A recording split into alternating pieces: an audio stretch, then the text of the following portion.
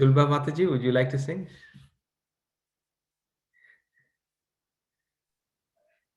Yes, I can, but you have to put on screen. I don't know, like Oh, the what. word? Okay, sure, I can do that. I'll This, make so many mistakes, Prabhuji. I am not so good at it. So, okay, yes.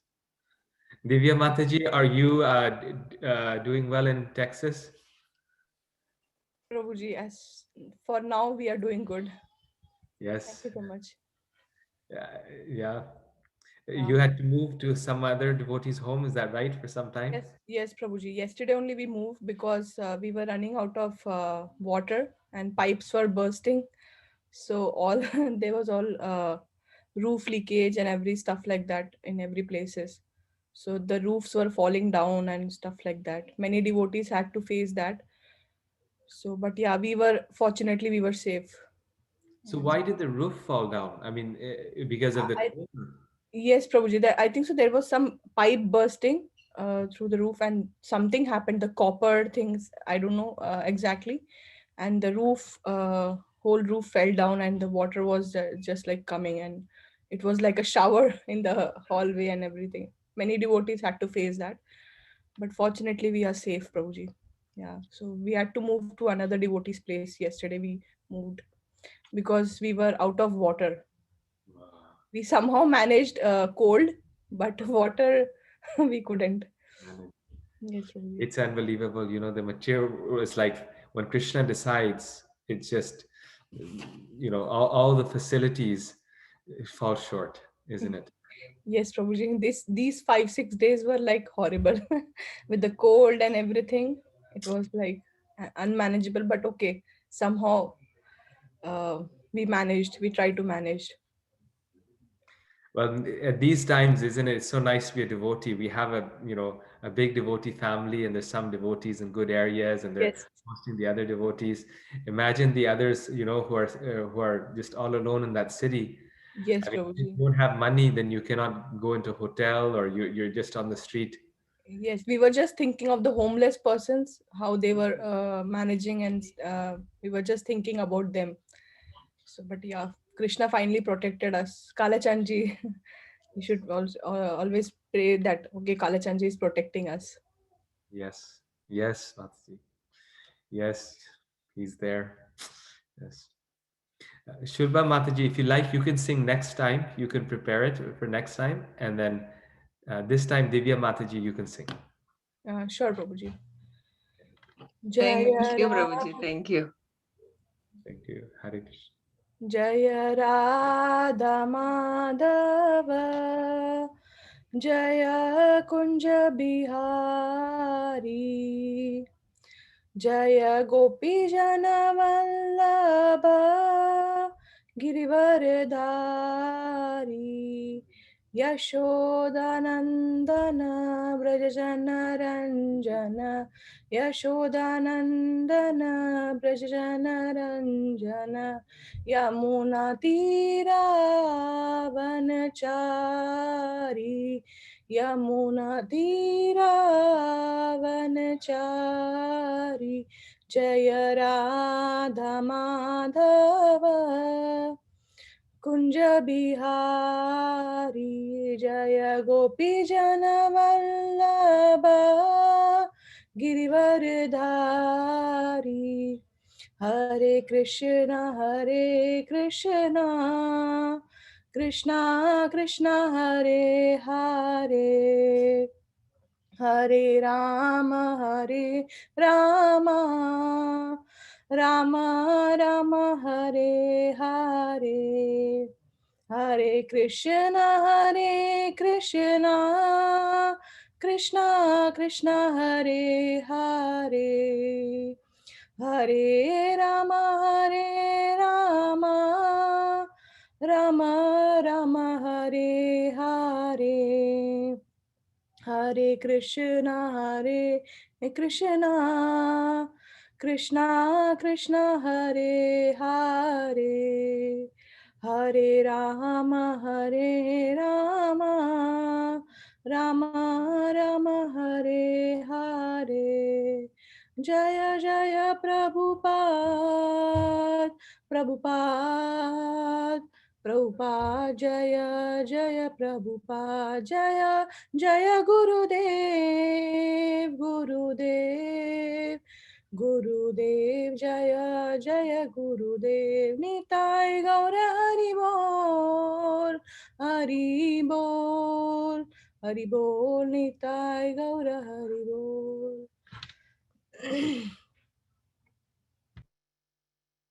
Thank you very much. Srila Prabhupada ki jai. Shri Radha Madhav ki jai. So, without any further delay, we will get started. I'll share my screen and we can all chant the pranam mantras.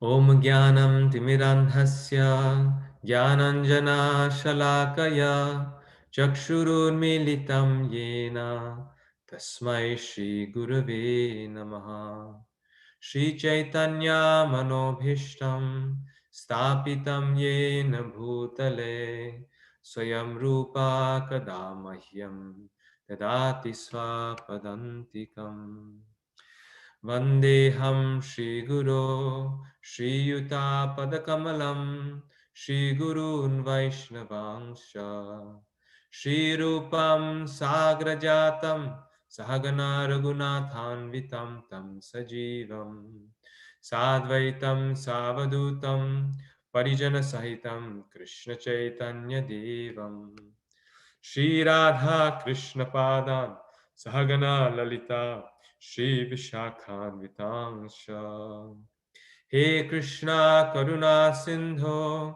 Dinabandho Jagatpate Gopesha Gopika Kanta Radha Kanta Namostute Tapta Kanchana Gaurangi Radhe Vrindavaneshwari Vrishabhanu Sute Devi Pranamami Hari Priye Vanchakalpatarubhyascha Kripa Sindhubhya cha Patitanam Pavanebhyo Vaishnavebhyo Namo Namaha Jai Shri Krishna Chaitanya Prabhu Nityananda Shri Advaita Gadadhara Shri Vasadi Gaur Bhakta Vrinda Hare Krishna Hare Krishna Krishna Krishna Hare Hare Hare Rama Hare Rama Rama Rama Hare Hare Hare Krishna Hare Krishna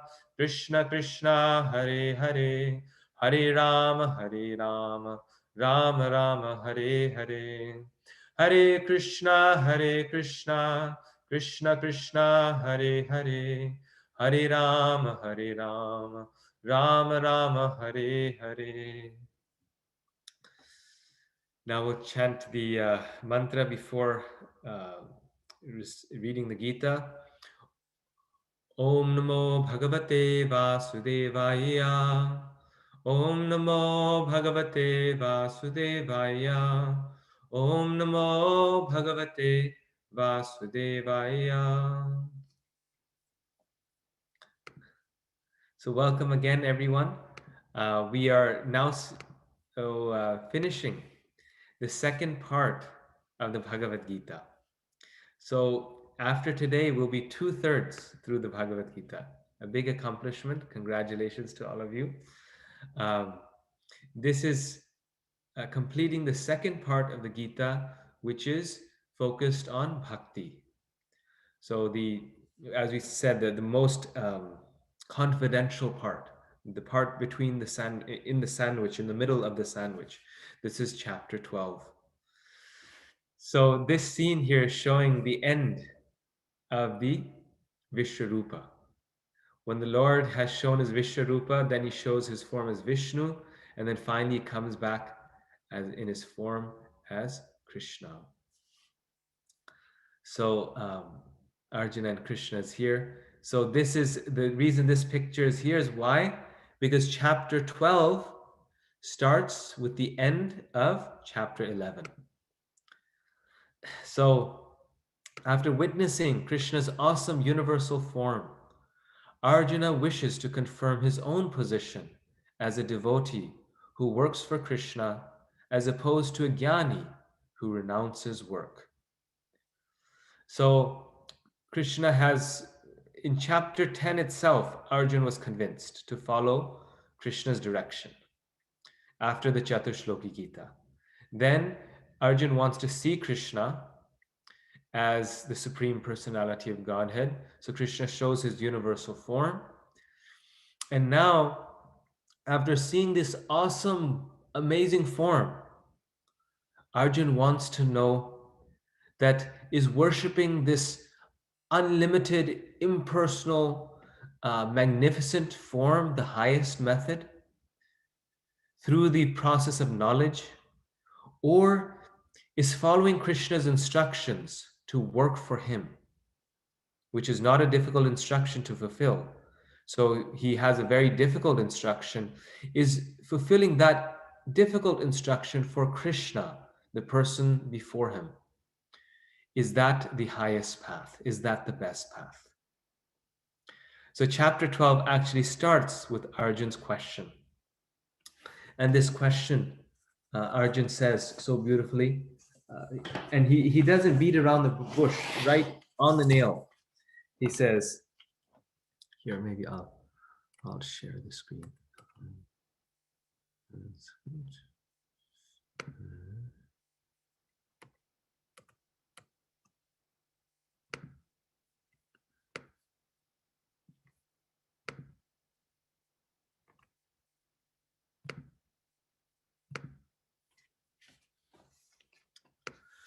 So chapter 12 begins with Arjuna's question.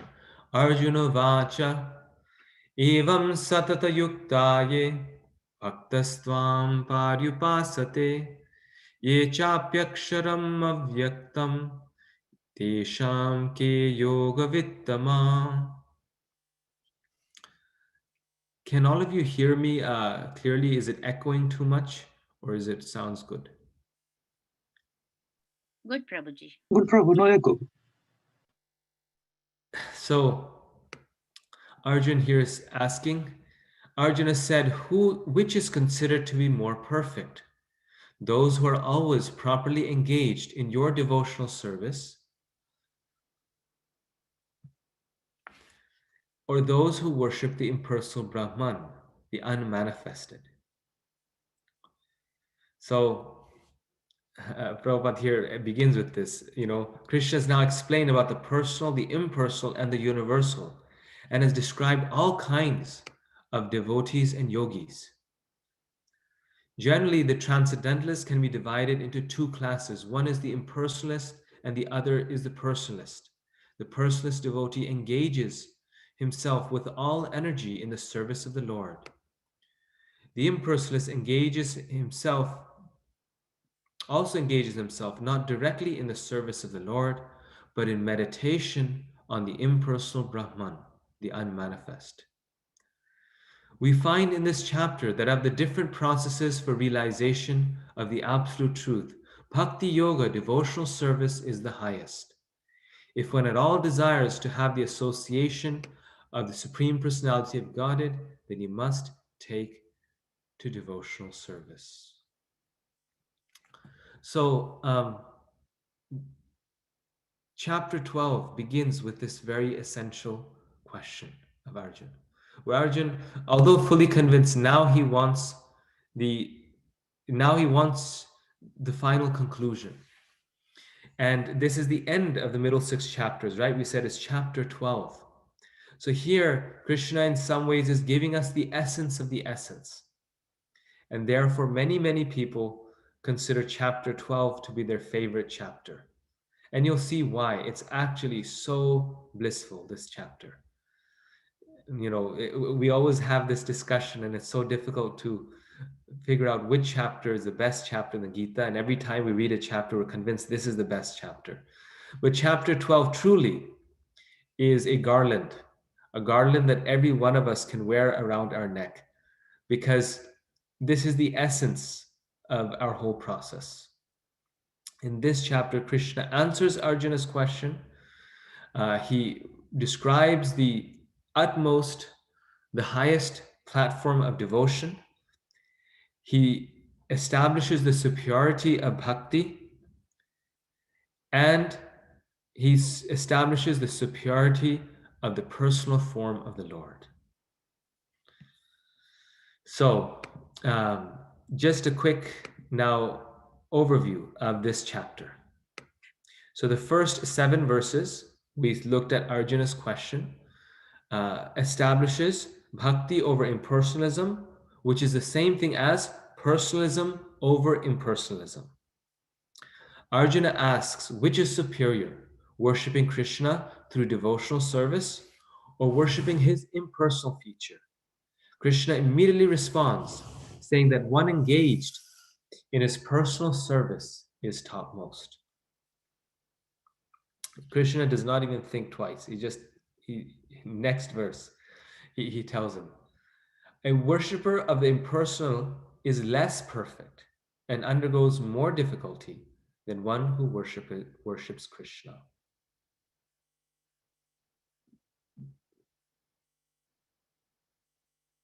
So there's two things here. The impersonalist is less perfect, and there's more difficulty. He undergoes more difficulty in the worship of Krishna.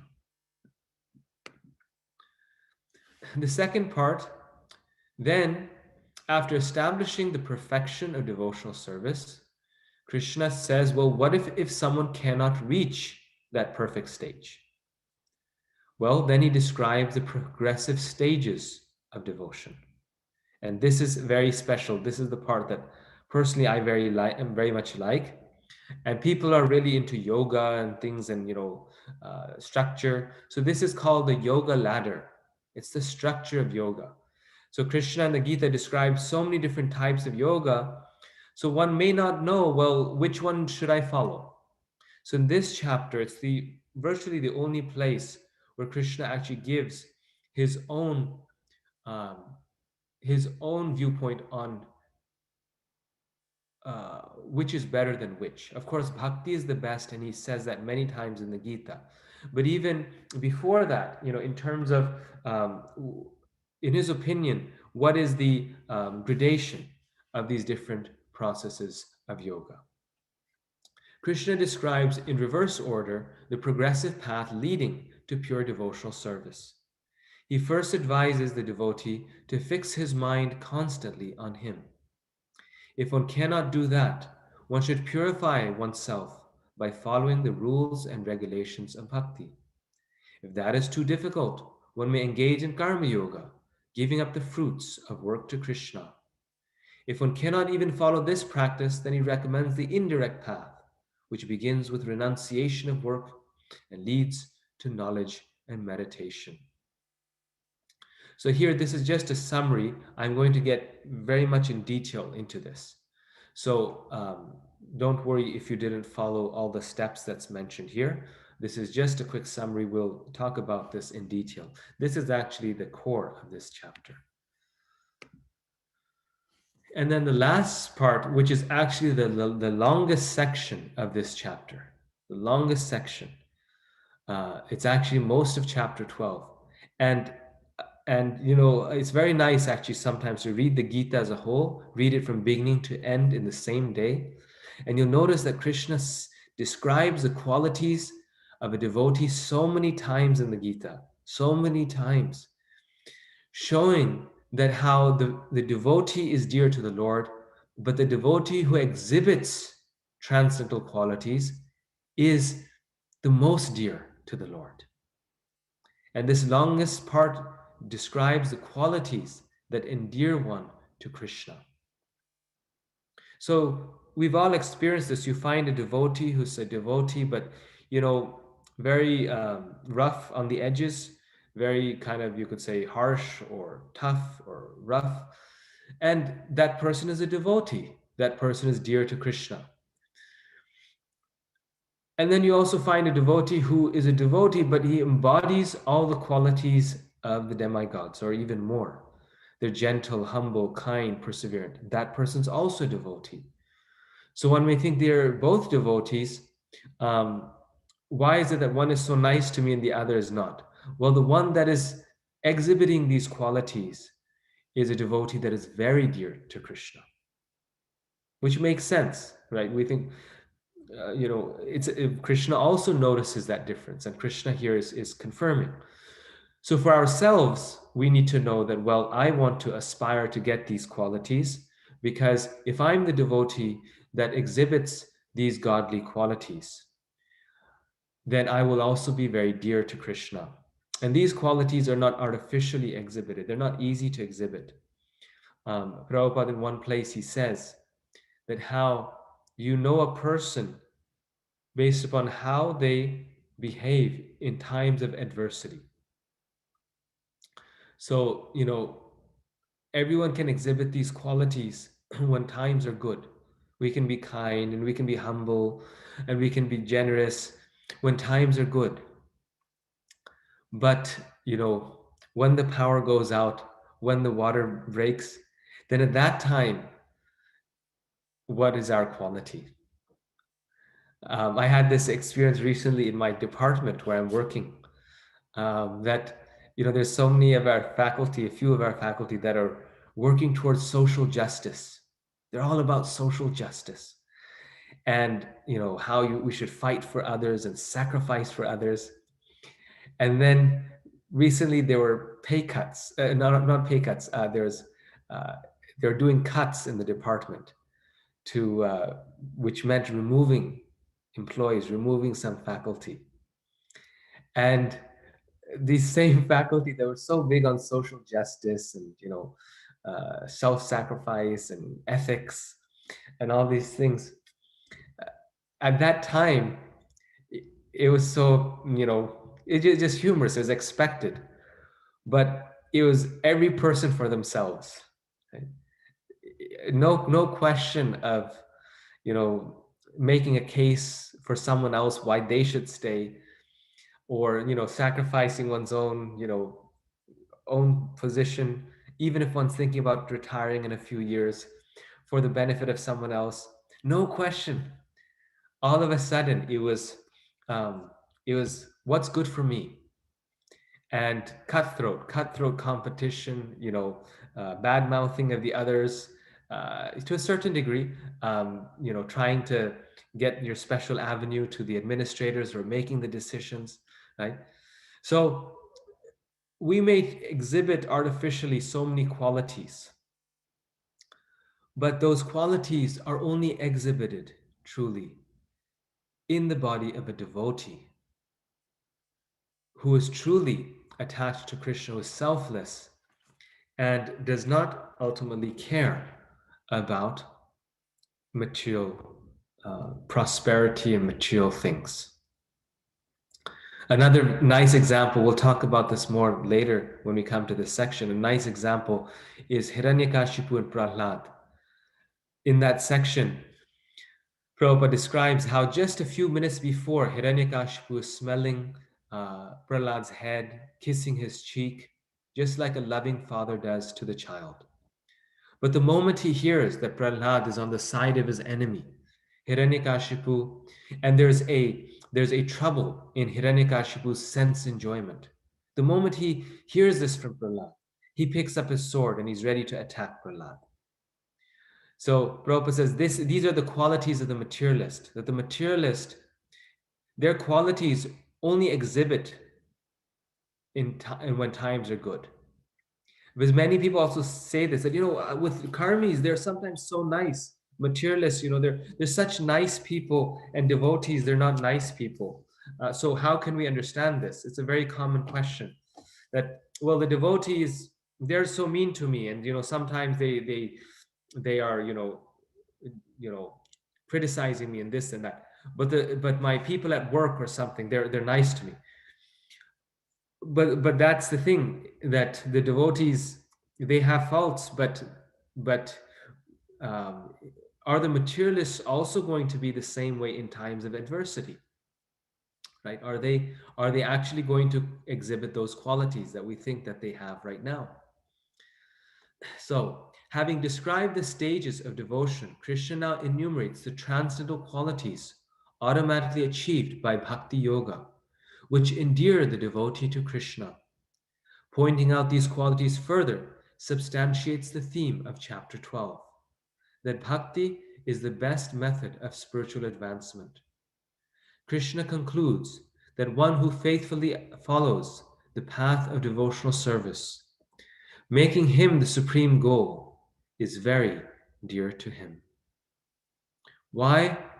Because again, the point that I started with, that these qualities cannot be manifest artificially. They can only, they're very deep, very difficult to exhibit, and they only are developed through devotional service. So now we'll start now with the first section, which was the response to Arjuna's question regarding what was the first section, the section 1 through 7. Is impersonalism better or personalism better? Is worshiping the impersonal better or worshiping the personal better? So we start with this part. And so there's two paths and one goal. So first of all, Krishna makes it clear that both of these paths are okay. This is why Arjuna asked this question. Both of these paths lead to the same goal. Ultimately, they lead to Krishna. But, as you see, one will have a detour. The detour is this fascination with the light, and the other is direct. So Arjuna asked this question, which I read. Now, Krishna gives his response. And let's, for a moment, just read Krishna's response.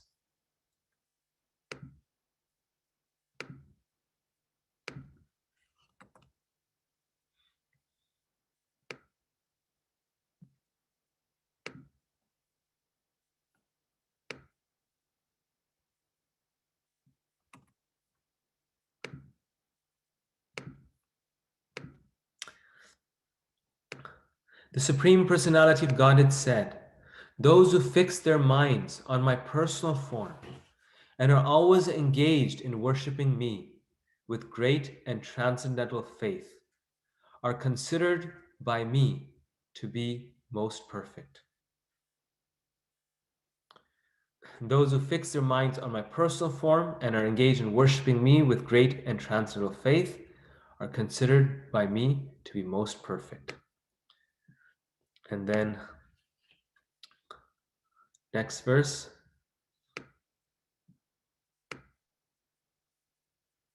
But those who fully worship the unmanifest, which lies beyond the perception of the senses, the all-pervading, inconceivable, unchanging, fixed, and immovable, the impersonal conception of the absolute truth, by controlling the various senses and being equally disposed to everyone, such persons, engaged in the welfare of all, at last achieve me.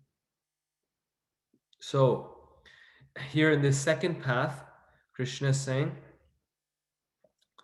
that those who worship the inconceivable, they have to, come to a certain standard, controlling of the senses, equally disposed, and they have to work for the welfare of others, and at last, eventually, very slowly, they reach me. And then, one more verse here. क्लेशोऽधिकतरस्तेषाम् अव्यक्तासक्तचेतसाम् अव्यक्ता हि गतिर्दुःखम् देहवद्भिरवाप्यते. So Krishna begins this word with the word klesha. What could be more clear? Klesha. Klesha means suffering, trouble. For those whose minds are attached to the unmanifest, impersonal feature of the Supreme, advancement is very troublesome. To make progress in that discipline is always difficult for those who are embodied. Dukkham, this is the path of suffering. Imagine it's a spiritual path, we're already in dukkha. But one who's an impersonalist is also in dukkha. So what is the use of being an impersonalist? Just like the Buddha, right, in Buddhism, when he When he wanted to gain enlightenment, he went out searching for enlightenment. And he meets a group of impersonalists, of yogis. And there, when he meets this group, is about, I think, 5 others who he met, he joined them. Then they taught him the path of extreme austerity, eating nothing, literally nothing. They would eat, just some dry leaves and, grass, and drink some water, just nothing. And Buddha became so emancipated, he became so sick that he almost died. And when he was just about to die, mystically, a small girl out of nowhere comes out and gives him a full pot of milk.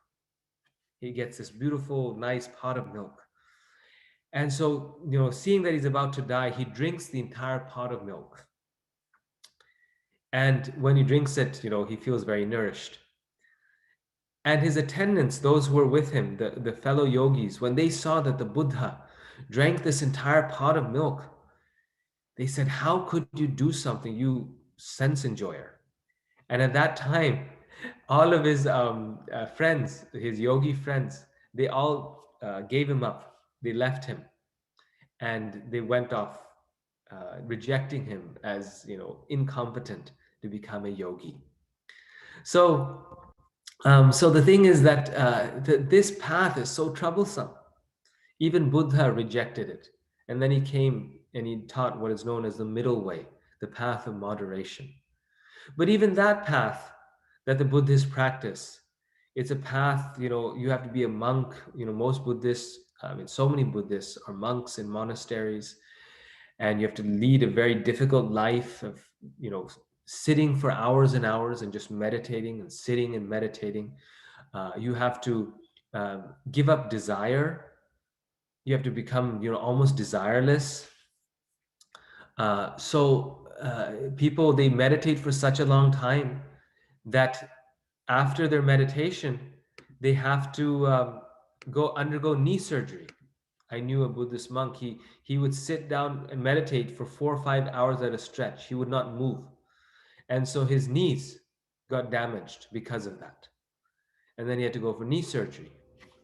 So there are two paths, but Krishna is very clear, and our own experience tells us that one path, that is the second one of impersonalism, that path is very troublesome. So I'll start with the second path.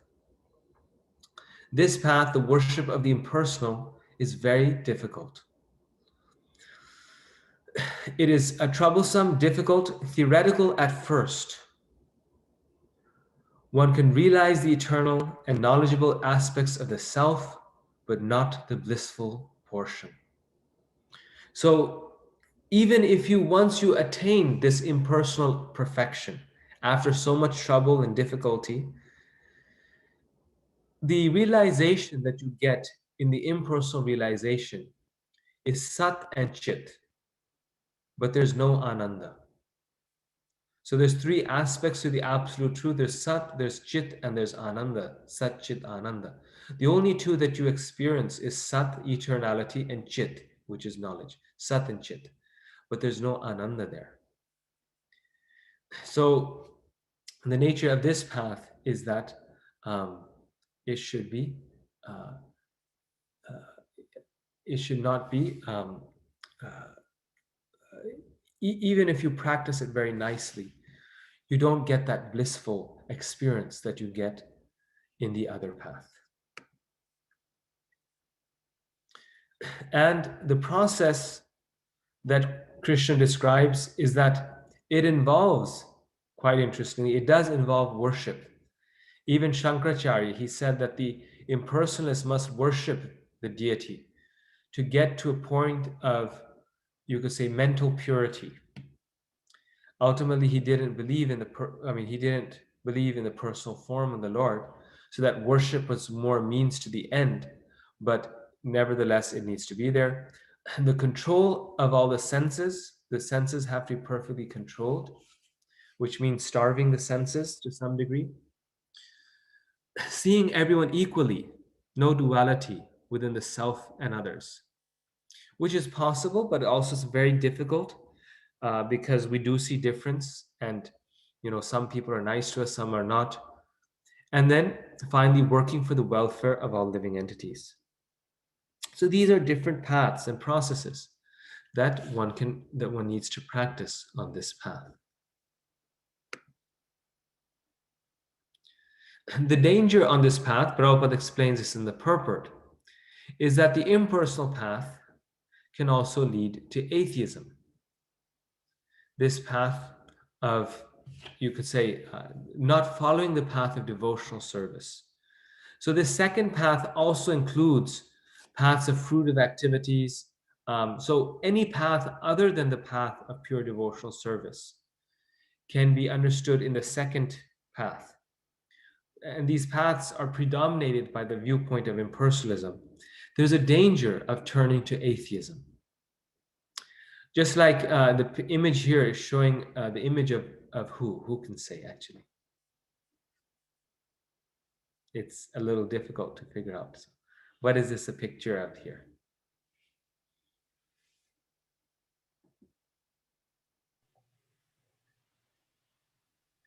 Okay, I'll give you a hint. It's a yes, go ahead. Is it from Ramayana?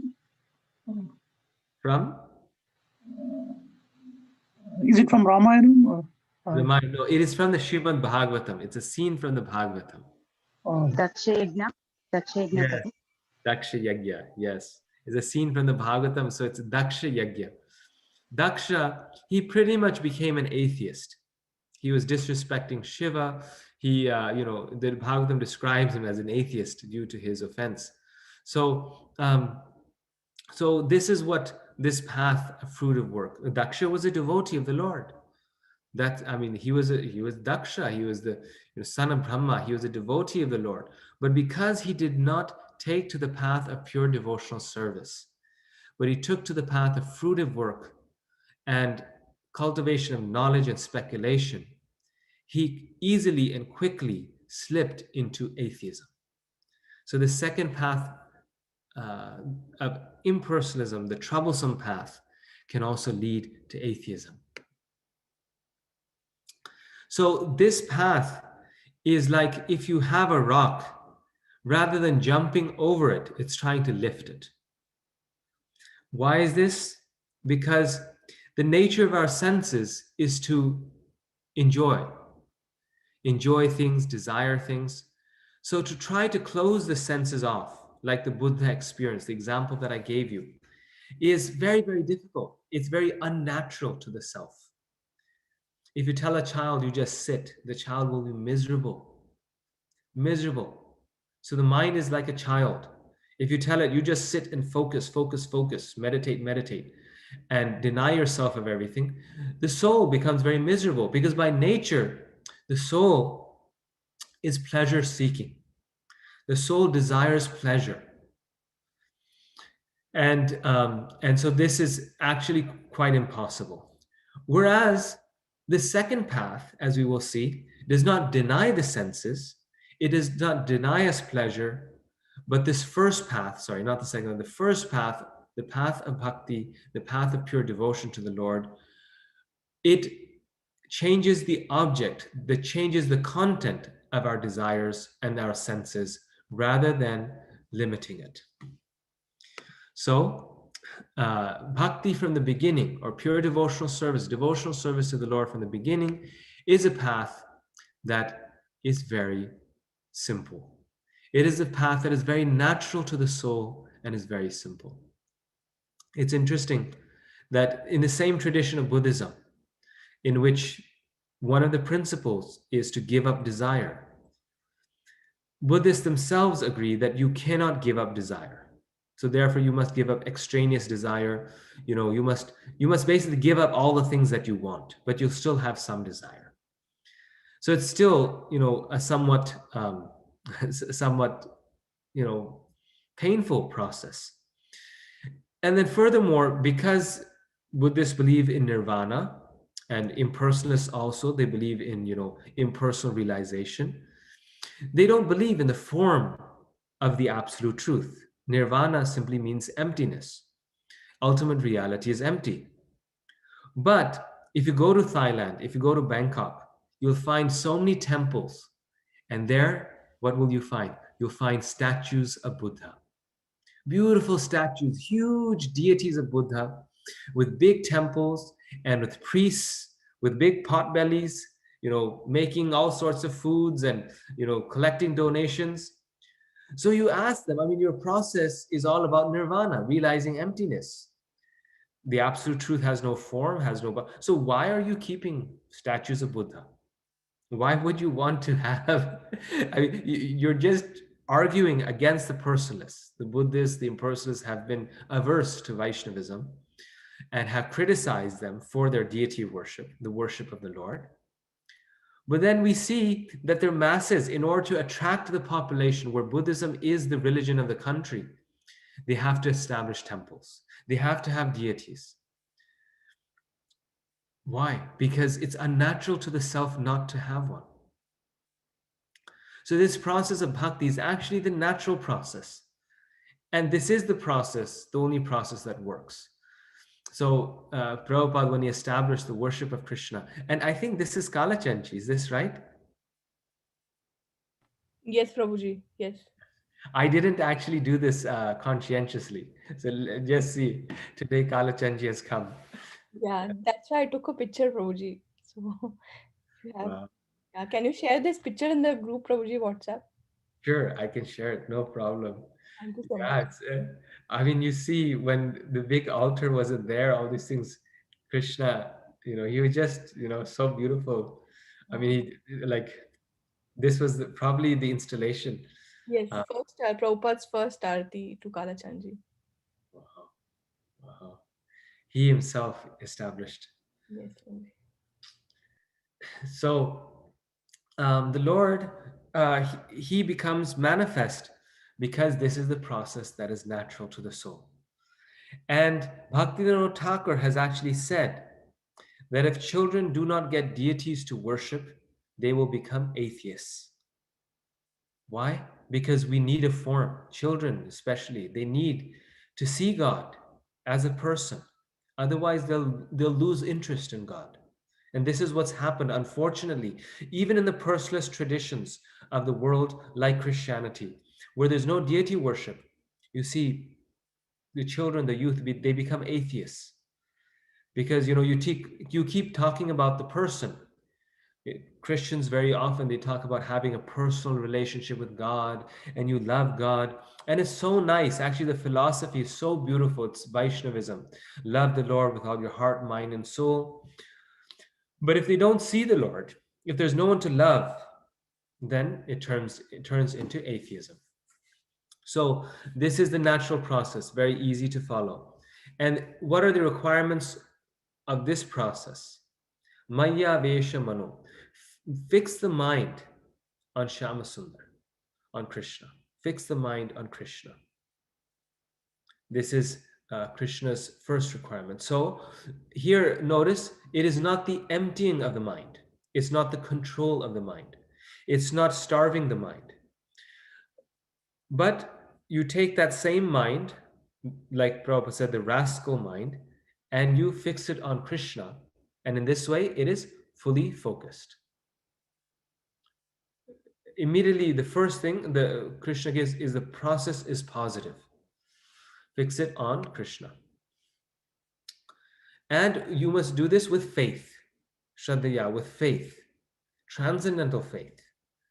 A faith that is not dependent upon material circumstances. So this faith is above the modes of nature. It is paraya, it is transcendental. Meaning that the faith should not waver based upon our mental state. Today I'm feeling angry or hungry or sad or frustrated. Therefore, my faith in Krishna has decreased. No, it is transcendental faith. It is faith based upon one's realization of Krishna, one's uh, you could say on spiritual knowledge, faith based upon knowledge of Krishna. And it is continuous worship of the Lord, bhakti. Continuous worship of the Lord. Always engage in worshiping Shama Sundar. So this process, this is being described here, and it's very interesting. These three things, how they manifest, Prabhupada describes in the purport to this verse. And this purport is so short, it's just one paragraph, but it's so nice. And from this, we see how our whole process, everything that we do in ISKCON, our process of Bhakti Yoga, is based on Krishna's instructions in chapter 12. So here, this verse that I was telling you, that we were talking about, fixing the mind on the personal form of the Lord, always engaged, nitya yukta, not just morning and evening, but continuously engaged in worshiping Krishna with great and transcendental faith, we talked about this, are considered to be most perfect. So now, in answer to Arjuna's question, Prabhupada says, Krishna clearly says that he who concentrates upon his personal form and who worships him with faith and devotion is considered most perfect in yoga. For one in such Krishna consciousness, there are no material activities because everything is done for Krishna. A pure devotee is constantly engaged. Sometimes he chants, sometimes he hears or reads books about Krishna, or sometimes he cooks prasadam or goes to the marketplace to purchase something for Krishna, or sometimes he washes the temple or the dishes. Whatever he does not let a single moment pass without devoting his activities to Krishna. Such action is full samadhi. Such action is in full samadhi. So now going back to our slides. Can you see the slides now again? Yes, Prabhuji. So, so Prabhupada here, then he takes these guidelines that Krishna has given, fixing the mind on Sham Sundar with faith above the modes of nature and worshiping Krishna continuously, and he practically applies them. Right? He specifically mentions prasada. So the impersonalist process is controlling the senses. The Krishna conscious process is rechanneling the senses in the service of Krishna. This Krishna conscious process is also controlling the senses, but doing it by rechanneling them in Krishna service. We do that by eating, one of our most blissful activities in Krishna consciousness. Prabhupada particularly mentions this in this purport. So this is okay. This is part of the process of bhakti, at least initially. Then as we grow up in Krishna consciousness, we may not need this tillating of the senses, the tongue, as much. So the prasadam can become more simple. But at least in the beginning, this is prasadam. Then reading of books, we all like to read. So if we read and we like to read, we can read such nice literature. And then this brahmachari here is actually not in the grocery section, they're in the paint section. So we all like to paint something. We like to build something. So we can paint and build the temple of Krishna. That is also pure devotional service. The nature of this path is that it is easy and it is natural. It is very natural. A painter will like to paint. If you tell a painter, don't paint, it is unnatural. But if you tell a painter, don't paint a bar, but go and paint the temple of Krishna, then that is easy, and that is natural, and that is also the control of the senses. And the nature of this path is that it takes all of our senses and it engages it in Krishna's service. You know, not just tongue, but taste, smell, all these things, hearing, music, all these things in every way. Maybe by Krishna, to be offered to Krishna, made by Krishna, to be offered by Krishna, Krishna's favorite, higher taste, pure, food offered to Krishna, property of Krishna. So like this, all of the things the devotee is connecting to Krishna. There is no qualification that is needed for this process. In the impersonalist process, one already has to be self-controlled. But in this process, there's no requirement. We see an example of Mrigrari, the hunter. He was a very fallen and cruel hunter. But even he became a pure devotee of the Lord. So much so that here this is being shown that feeling um, so morose, so repentant on his past sinful activities of cruelly killing animals, due to the association of Narad Muni, he became such a soft-hearted devotee by engaging in this process of bhakti that he would remove the ants on the road before walking, so that he would not cause the ants any suffering, so that he would not crush them while he walked. He would remove them before walking on the road. So there's no previous qualification necessary. And finally, Prabhupada mentions in one of the purports, he says, Krishna personally delivers his devotee. In the first process, like we were saying, we had to lift the rock. But in this process, Krishna, when we simply surrender to Krishna, and Krishna lifts that rock for us. None of us can say that, I cannot say that I can control my senses. But what I can say is that, well, I can do what I can to serve Krishna, right? I can engage in his devotional service. I can, try to work for Krishna, do something for Krishna. And by doing that, then Krishna takes the load of purifying me. Krishna then purifies me. The impersonalist has to work to purify himself. The devotee has to work for Krishna, and Krishna purifies the devotee. You see? So all the deliverance and qualifications are given to us by Krishna. And so this is Krishna who comes and delivers the pure devotee of the Lord.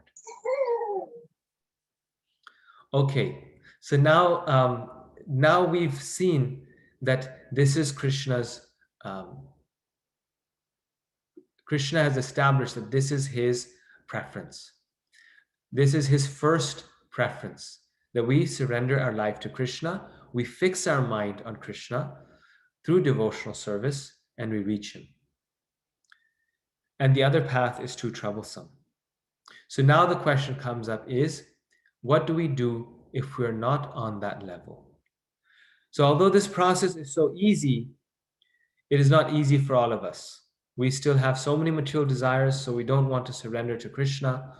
We don't want to engage in a service 24 hours a day. Because although this process was very easy, remember, it's a pretty tall order to reach this stage of bhakti, to reach this path, requires to be engaged 24 hours a day. Nitya yukta upasate.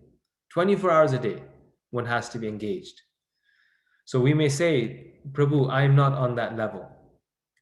So then, starting the second section, now we're starting text 8, Krishna describes the path to that process. If we cannot do 24 hours a day, then how do we make ourselves qualified to do that? So imagine Krishna is so accepting, and he gives instructions for everyone at their level. Very key point, that God is so kind that he gives us instructions based upon our level. And this is why there are so many Vedas that are not even in the mode of goodness, because they are given to people for those who are in the mode of passion. So those who are in the mode of passion, they follow those instructions so that they can gradually elevate themselves to goodness. So now he describes the yoga ladder. And this is very interesting, very, very nice, very interesting. So before I tell you about the yoga ladder, before we go through this, um, I'm going to again read a few verses that describe it so that we can do this as a group. Can you see the database screen, the text? No, Prabhu. You cannot. Oh, okay. Last time, could you see it? No, Prabhuji. Initially, Guru. after that we couldn't. Prabhuji, we couldn't see. Okay. So I have to stop. Now you can see it, right? Yes, Prabhu. Yes, Prabhuji. Yes, Prabhuji.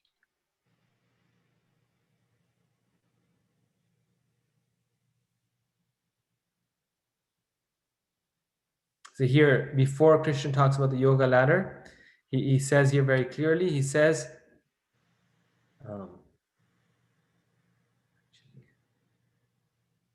let me, this will be easier, like this. So we read until here that those who are, for those who are embodied, this worship of impersonalism is very troublesome. But those who worship me, giving up all their activities unto me and being devoted to me without deviation, engaged in devotional service and always meditating upon me, having fixed their minds upon me, O son of Pritha, for them I am the swift deliverer from the ocean of birth and death. So this is the part that I was describing, how Krishna comes forward and he saves the devotee. He's a swift deliverer. He immediately delivers you. Maharaj Khatvanga reached the Lord in one moment. So now in text 8, so it's there's a continuation here, very connected. So then Krishna starts with this point of being fully devoted to him, always meditate upon me. He then says, just fix your mind upon me, the Supreme Personality of Godhead, and engage all your intelligence in me. Thus you will live in me always without a doubt. So 6, 7, and 8 were this highest stage of devotion. But then he says, my dear Arjuna, O winner of wealth, if you cannot fix your mind upon me without deviation, then follow the regulated principles of Bhakti Yoga. In this way, develop a desire to attain me. O winner, if you cannot fix your mind upon me without deviation, then follow the regulated principles of Bhakti Yoga. In this way, develop a desire to attain me. If you cannot practice the regulations of Bhakti Yoga, then just try to work for me. Because by working for me, you will come to the perfect stage. So Krishna says, if you cannot think of me always, then perform the regulated principles of Bhakti Yoga. If you cannot do that, then work for me. Everyone can do something. However, if you're unable to work in this consciousness of me, if you can't do that either, then try to act by giving up all results of your work and try to be self-situated. So even if you cannot work for me, then the work that you are doing, give the result to me, Krishna is saying. Text 12, if you cannot take to this practice, then engage yourself in the cultivation of knowledge. Better than knowledge, however, is meditation. And better than meditation is renunciation of the fruits of action. For by such renunciation, one can attain peace of mind. So now in this verse, Krishna sort of now changes the order. And he says, if you cannot engage in this practice, then engage yourself in cultivation of knowledge. But he says, better than knowledge is meditation. So basically, if you cannot engage yourself in this practice, then engage in meditation. But better than meditation is fruit of action. So he now changes the order slightly, and he says, engage in fruit of action. If you cannot do that, then meditation. If you cannot do that, then engage in knowledge. So this is here the entire yoga ladder, starting text 8 to text 12. So very quickly, I just want to give you a minute. Try to make this ladder on your own sheet of paper or on your own computer. Write down all the steps and the stages from the highest down to the lowest. Okay, I'll give you a minute to do this. Take a minute and make this ladder yourself and try to chart all the different stages. Because once you do that, then I will give you the ladder, and then you can see, you can compare, is your ladder matching with mine? And where are the you could say are the you could say ambiguous steps on this ladder? Because it's not so easy, right? Not so straightforward.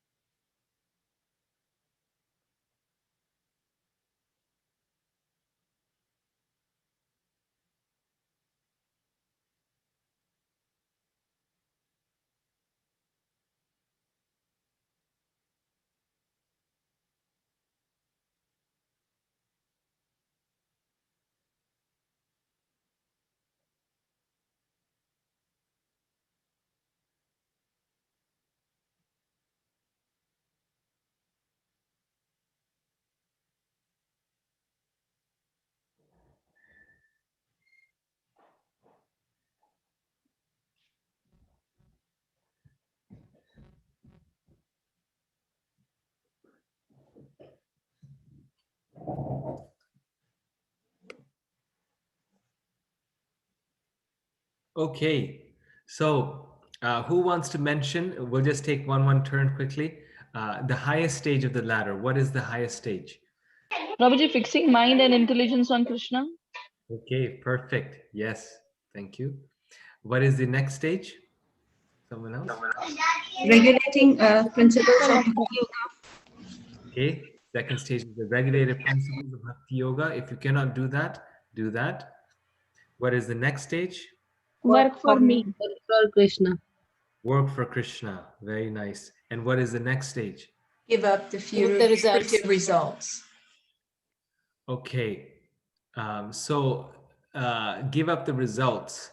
The fruit that give up the results of your work for Krishna. Okay. How much? How All much? of it. All of it. Give up, yes. Give up all the results of your work to Krishna. Okay, perfect. Very nice. Cultivate knowledge. Cultivation of knowledge. Meditate. Someone said cultivate knowledge. Is it cultivate knowledge or someone disagree? Prabhuji, is it renunciation of the fruit of action? Correct. It is dhyana yoga, I think, Prabhuji. Meditation. Okay, someone said meditation, someone said knowledge, and someone said renunciation of the fruits of action. Anyone want to argue for one? Which one do you think is the next one? Renunciation of fruits of action. Renunciation, okay. But we just said that. One could say, we just said that. But if we read the text, you see Krishna says it twice. So perhaps he's referring to the same stage, or perhaps he's referring to different stages. Why? Because in text 11, he says, then if you cannot work, then try to give up all the results of your work and try to be self-situated. And then here he says, if you cannot take to this practice, which is giving up the results of your work, then the next stage, he then says it in reverse order, but the next stage is better than meditation is renunciation of the fruits of action, which is renunciation of fruits of action is also the same as giving up all the results of your work, right? Renunciation of action, results of work. The only difference here that you could find, and this is why I emphasize it, is that here it says all the results. And Krishna here doesn't say all. He says renunciation of the fruits of action. So one could say that the next stage is the renunciation of fruits of action, but part of it to Krishna. So if you can't give all of it, then at least give some, renounce some of the fruits of action, which we may say is, well, not very high in the ladder, but most of us, that's where we're at, right? At least myself, I don't offer everything I have to Krishna. I wish I did. We give one part of it, as much as we can, and hopefully that increases over time. But we give a part of our actions to Krishna, the results of them. So renunciation of the fruits of action, that's the next one. And then what's the next one after this? Meditation. Meditation, dhyana yoga. Yes, meditation. And then what's after that? Cultivation of knowledge. Cultivation of knowledge, jnana. Knowledge, just gaining, the intellectual knowledge is at the bottom of the ladder. Very important, because then you know which ladder to climb, but it's actually the first step on the ladder. So very good. These are the stages. And after this, starting text 13, just so you know in the future, then Krishna starts again talking about the highest stage, text 8, and describing the qualities of a person who's on that stage. But this text 12 is knowledge is the end of this ladder. So now let's go back to the slides with the ladder. And so this yoga ladder can be written down like this. And in this form, with the Sanskrit, it will be more significant. It will actually make more sense to you that why these stages are so important in our practice of bhakti, why knowing these are so important. So in this case, let's start from the bottom, rather than the top of the ladder. So it starts with jnana yoga. One has to cultivate knowledge. So how does our bhakti begin? We're walking on the street and a devotee comes and he gives us Bhagavad Gita as it is, right? They give us the knowledge. Nothing starts without knowledge. It all begins with jnana yoga. We get this knowledge. We get the Bhagavad Gita and someone, offers it to us and we start to read it. And that's the first level of devotion. Just inquiring. Devotion, bhakti still has not manifested. We're not reading out of love. We're reading primarily out of inquisitiveness, and that knowledge helps us. Then once we get that knowledge, or when we hear the Harinam on the street, or we hear the discourse, we go to the temple. Some people, their first encounter is not the book, but it's the class in the temple, the discourse that they hear. Then what happens? Dhyana yoga, we start meditating on it. Wow, that's very interesting. Or people say, I couldn't get that song out of my head. They hear the Harinam and they start to repeat it. Or the vision of the temple with the deities and the devotees, all that stays in our meditation. Right? So jnana yoga and then dhyana yoga, meditation. In India, especially people say meditation is the highest process, dhyani, yogi. But we see it's actually very low on Krishna's ladder. This is not meditation on the Lord or thinking of the Lord always. So Krishna actually talks about 2 different types of meditation on this ladder, but they are very different. And then above that is giving up the fruits of action, right? We said giving up the fruits of action, but not giving up all of them. And secondly, another subtle point in those verses that is easily missed is that Krishna doesn't exactly say, give up the results of your action to me. He says, just give up the results of your action. So it can even be just sacrifice in terms of charity or not exactly for Krishna, but giving up a part of our hard-earned labor for the benefit of others, which is difficult to do, but doing that as a yoga, as a way to connect to God. So that is called Sakam Karma Yoga. It is karma yoga. There's not that much bhakti in it. And it's just offering part of the fruit of that activity. Above that is offering all the results of our work. That is nishkam, all the results. You didn't keep even 1% for yourself. Nishkam karma yoga. That is all the results. And then above that, Krishna says, just work for me. Right? He says, you just work for me. You work for me. And this is, this is easier to do. We cannot think of Krishna all the time, but we can all do something for Krishna. We can work for Krishna, and it's very fun to do that. But we're working for Krishna. And at this stage, we're not willing to do it while thinking of Krishna. We're not exactly doing it out of pure love for Krishna. We're not following the principles. But we know I have something to offer and we can serve Krishna. So this is bhakti, this is devotion, but it is karma mishra bhakti. It is mixed with bhakti. It is karma mixed with bhakti. You're willing to do service for God, but you want to, but your service is only in relation to your work. Your mind is still not there.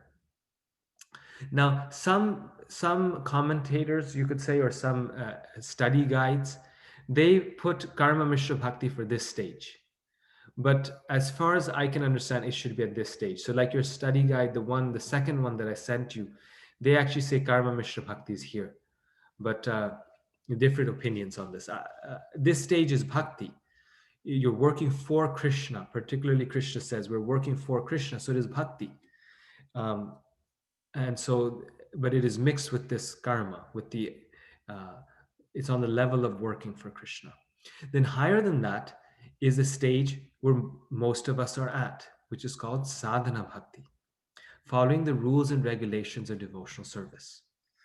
And doing the Bhakti Shastri degree, you could say, is one of the rules and regulations of sadhana bhakti. It is part of our sadhana. And then higher than that is Raganuga bhakti, which is pure devotional service to Krishna, out of spontaneous love for Krishna, spontaneously. So when we are perfect in our sadhana, then we come to Raganuga. When we are perfect in our practice of the regulated, very rigid practice of devotional service, rising early in the morning, chanting our rounds, following the 4 regulated principles, then these things happen spontaneously, and we want to do them spontaneously for Krishna. And that is the stage of Raganuga Bhakti. So Krishna here is describing all the way from Jnana Yoga, from the point that we receive the book, all the way up to spontaneous, loving devotional service to Krishna. So I'm going to stop at this point and see if there are any questions. We still have one section left, but this is that section is very quick. It's mainly the qualities. So I'm going to stop here and open for some questions. Prabhu, where will be buddhi? Go ahead. Yes. Prabhu, where will be buddhi yoga in this? And what would be the difference here? So, so the process of buddhi yoga is actually bhakti yoga. When we are serving the Lord. So Krishna says, mind and intelligence fixed on me. So therefore, Prabhupada is very actually keen from the beginning of the Gita, starting chapter 2, he defines buddhi yoga as bhakti yoga. Because really bhakti means fixing our intelligence on Krishna. Right? Bhakti means fixing our intelligence on Krishna. And finding, when our intelligence is focused on something, then we're fully absorbed in that thing. So if we're actually completely fixed on Krishna and serving Krishna, then our mind and senses will automatically be fixed. So buddhi yoga is bhakti yoga, and it can be even on the platform of Raganuga Bhakti, because on the Raganuga Bhakti, one's mind and intelligence are spontaneously attracted to Krishna. But Buddhi Yoga is there are on other stages as well, because when we are doing a sadhana bhakti, we also engage our intelligence in how to fulfill our bhakti. Also on the platform of Karma Mishra Bhakti, we have to use our intelligence in how to work for Krishna. So good question. It is on all the stages of bhakti. And Thank you. depending on how pure it is, it will get more and more purified. Thank you so much, Prabhu. Thank you. Thank you very much. Hare Krishna, Prabhuji. How can we describe like karma mishra bhakti? Like how is it different from nishkam karma yoga for a grihasthe? So very good question. I'm glad you highlighted this point. See, what is the difference between karma yoga and bhakti yoga? Karma yoga is where we are doing acts for God, but we're doing it with our intelligence. We know that we should serve God. God said I should give a tithing, and so I'm giving a tithing. But karma yoga is missing love, right? It's missing that aspect of bhakti or love. We're working for God, but we're not exactly doing it out of love for Him. The feeling, the mind, the intent is not fully there. In the case of bhakti, we're doing the karma yoga, we're doing it for Krishna, and we're doing just the work for Krishna, not mind and not our lifestyle hasn't changed, but it's someone coming and cleaning the temple, but it's done with love for Krishna. You see, that's where bhakti gets added. And that's the difference between karma mishra bhakti and karma yoga, is that both are being done for Krishna, but on the higher stage, one's doing it for Krishna. Why? Because I forgot to mention this point. Actually, very important point. Why? Because on this stage of karma mishra bhakti, the work that one is doing is not work that one wants to do and then offering it to Krishna, but rather on this stage, when we're simply working for Krishna, we're doing what Krishna wants us to do. So we're working for Him, but we're doing it, but even the work that we're doing, it's work that Krishna wants us to do. And therefore it's being done out of love. In these stages of karma yoga and nishkam and sakam, we're doing the work that I want to do. I'm doing the work that I want to do, but then I'm offering the results to Krishna. So also, it's a difference in the work. On the stage of karma yoga, it's your own work, and you offer the result to Krishna. In the stage of karma mishra bhakti, although that person may still be struggling with the principles and they're fully not chanting their 16 rounds nicely, but the work that they're doing is Krishna's work, the work that Krishna told them to do, which may be the same as what they want to do. Like in the case of Arjuna, Arjuna is a warrior. He doesn't want to do it, but it's a work that's natural to him. And Krishna also wants him to do it. So just because we're doing work that is natural to us doesn't mean we're not doing bhakti, because sometimes these two things are the same. Krishna wants us to do the work that we also want to do. But there is a difference. So Karma Mishra Bhakti is where you go to the temple and you say, what can I do? How can I serve you, Krishna? And someone says, please help in cleaning the dishes or mopping the floor. And we do it to please Krishna. And like that. Whereas Karma Yoga is more, I'm an accountant and I do my work and I offer part of the results to Krishna.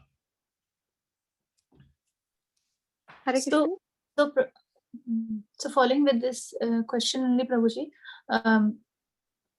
karma yoga and karma mishra bhakti. Does karma yoga fall below karma mishra bhakti, but in between nishkam karma yoga and karma mishra bhakti?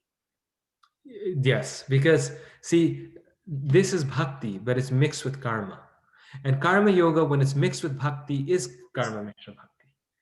Or karma yoga, once it's fully being done for Krishna, completely for Krishna, it can also just be pure bhakti, bhakti yoga.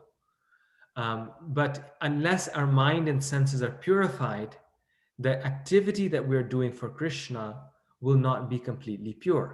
So I'm cleaning the temple. So another example, right? I'm cleaning the temple because this is what's needed for Krishna. This is what the advanced devotee asked me to do, and I'm cleaning it, right? So I'm on this stage, third stage, right? I said, very good. So how am I different than someone who's spontaneously serving Krishna and also cleaning the temple? Well, I'm cleaning the temple, but I'm thinking if I do this really well, on the Sunday announcements, they might announce my name.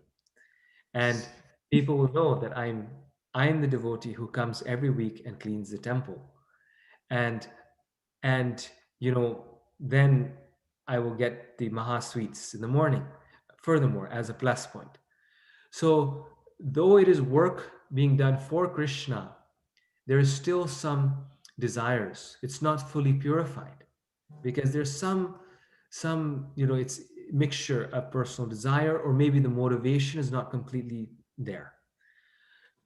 But through the process of sadhana bhakti, we purify that, and then we come to the platform of spontaneous love, where there's no concern for self, it's only for Krishna. Okay, thank you, Prabhuji. One short, I have doubt, Prabhuji, regarding this only.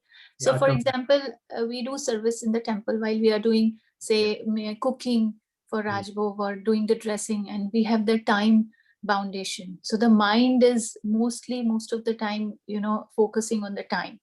Now, will that be called out of love or without love? Because at that moment, love factor does not stay in mind. That time, mind is just thinking of the time and doing what we have to do. Yes, so nice point. That if that time anxiety, if that is for Krishna, then well, Krishna's curtains have to open at the right time, then that is in the realm of pure bhakti. Like Mother Yashoda, she was feeding Krishna milk, her own breast milk, and she also knew that the pot was boiling on the stove. So she had to stop the milk pot from boiling in time before it boiled over. So therefore she put Krishna aside and ran to take the milk off the fire. So that was pure bhakti, because she was concerned about the time, but she was concerned for Krishna. She wanted Krishna to eat the butter from that milk. It was special milk. So in the same way, if we are very intent upon time because we have to please Krishna by opening his curtains at the right time, then that is part of pure bhakti. But if we're concerned about time naturally because we have to go home and get in time for to I don't know, do something for ourselves, then that is obviously not pure devotional service. Thank you so much. Thank you. Very nice. Yes, thank you. Nice questions. So actually, I'll go down the list. I think it'll be easier this way. Then we can all get a turn. Swati Mataji, you can ask now. Hare Krishna, Prabhuji, thank you so much. So some of my questions were answered in these in the discussion, but where do we stand as a neophyte devotee? Am I in the karma mishra bhakti, or am I really more down the ladder? Where would a neophyte devotee be? We stand here at the platform of Raganuga Bhakti, and I'll explain to you why. Because actually Tamal Krishna Maharaj, His Holiness Tamal Krishna Maharaj, he wrote a very nice book. It was his PhD dissertation, which he wrote. The title of it is The Theology of Krishna Bhakti. And he looked at Srila Prabhupada's theology of Krishna Bhakti, and he looked at it by seeing the way in which Srila Prabhupada taught us bhakti and the process of bhakti. And in that book, Maharaj describes how the process that Srila Prabhupada gave us was taking an unqualified person and actually giving them the process of Raganuga Bhakti, where they should serve Krishna spontaneously, out of their heart and very passionately, out of love. Now, of course, subtext is that we're not on that level, and we should never feel that we're on that level. But that's the level that Prabhupada was pushing us towards. He asked his devotees to go to Hong Kong, to go to China, to go to England, to go to Africa, to start the Krishna consciousness movement and to sacrifice their life. And some devotees went and they were shot and they were killed. He asked his devotees to, join, go on Harinam 24 hours a day. So Prabhupada actually, due to his mercy and due to the mercy of Lord Chaitanya, he immediately engaged us in the process of Raganuga Bhakti. But again, we should never trick ourselves and think that we're on that stage and in this way we will fall down. So really, we are doing sadhana bhakti. We're on this stage of sadhana bhakti. Most of us, we should aspire to be on that stage of sadhana bhakti. But that stage of sadhana bhakti is mixed with raganuga. For example, the prayers that we sing in the morning of Tulsi Artik, one of the lines is Mora e Abhilash Bilas Kunjit Diovas, where we as neophyte devotees who are maybe still struggling with following the principles, we are singing in the morning to Tulsi Maharani, Mora e Abhilash, my desire is Mora e Abhilash Bilas Kunjit Diovas, that give me the vision of the kunjas, service, give me service of serving you in the kunjas of Vrindavan, right? Where we are praying to Tulsi Maharani that please allow us to serve the Lord in the kunjas in Vrindavan. So how is this? Because Prabhupada is giving us the opportunity to come to this platform of Raganuga Bhakti. So this is the yoga ladder. We should go, we should see where we're at, and we should sacrifice more and more for Krishna so that we can come to the stage. But as we were mentioning as in a previous class, that this process is as gradual as we make it. Right? The process of Krishna consciousness is gradual, but it is as gradual as we make it. So if we want to go very fast, we can go very fast, but that requires great dedication. So Prabhupada said that if we practice our sadhana perfectly, then that sadhana automatically turns into Raganuga. We don't have to do anything separately like the Sahajas do. We don't have to do any separate meditations on Krishna's Leelas. In the process of sadhana itself that he has given, we will become one day purified, and our mind, like Queen Kunti says, our mind will spontaneously run towards Krishna. She says that her mind goes to Krishna like the Ganges flows to the ocean. So this is natural. If we do something very nicely, we become very attached to it. We become very much in tune with it. And so if we do our sadhana very nicely, our mind will automatically be fixed on Krishna. So we're all on different levels, but at least we should come to the platform of sadhana bhakti. And our process of sadhana includes Raganuga. And that sadhana turns into Raganuga if we do it nicely. Because Prabhupada actually was a genius. He packaged the sadhana in such a way that we don't have to go to our guru and ask us, what is my eternal form in the spiritual world? That process of sadhana will actually reveal our relationship with Krishna. Thank you so much, Prabhuji. Hare Krishna. Hare Krishna. Thank you. Very nice question. Gopal Govinda Prabhu. Hare Krishna Prabhu, thank you so much. As usual, wonderful classes. And I love these discussions with the devotees.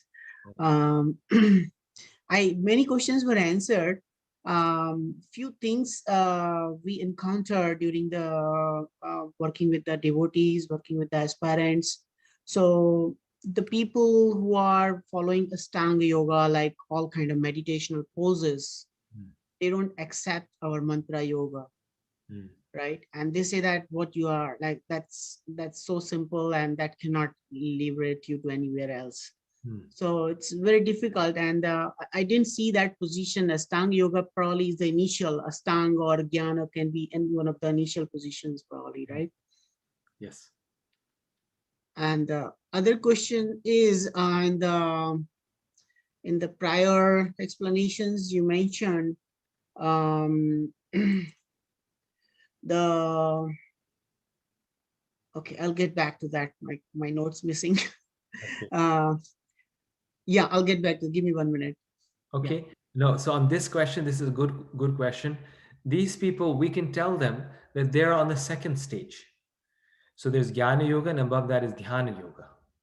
So Krishna is telling that they fit on that stage of Dhyana Yoga. They're trying to meditate on God through some physical exercise, which is what the yogis also used to do before. I mean, they were doing Hatha Yoga, Ashtanga Yoga as a way of realizing the Lord. So they are on the second stage. They are doing their dhyanis. They're trying to meditate on God through the physical exercise. If they're at least on that stage. I mean, some people do yoga just for bodily relaxation. But if they are doing actually Hatha Yoga to realize God, if they are actually doing meditation to realize God, then they are on that second stage of dhyana. Thank you. Thank you, Prabhuji. Yeah, it's just a matter of probably self-learning how to educate others. Second question was the personal form of the Lord. And being in ISKCON, we kind of like live and die with that personal form of the Lord. But we encounter a lot of devotees out there, and they do a lot of nice sadhana. And you mentioned it like right before these explanations, personal form of the Lord. So they don't accept it. They don't accept this personal form, even though they are very elevated in their knowledge and all kind of perspective sadhana, spending a lot of time. But you explain them that they don't accept it. So how that is happening? They don't accept the person. Like you mentioned the example of Buddha also, right? Yeah. They have Buddha temples, nice temples, but their philosophy is saying that no statues, but they still have statues. Yeah. Kind of. Yes, so that is impersonalism. And so the thing is that impersonalists, they also do bhakti. It's a fact. Like impersonalists, they will also do bhakti because they know the power of bhakti, and so they say do bhakti as a means to an end.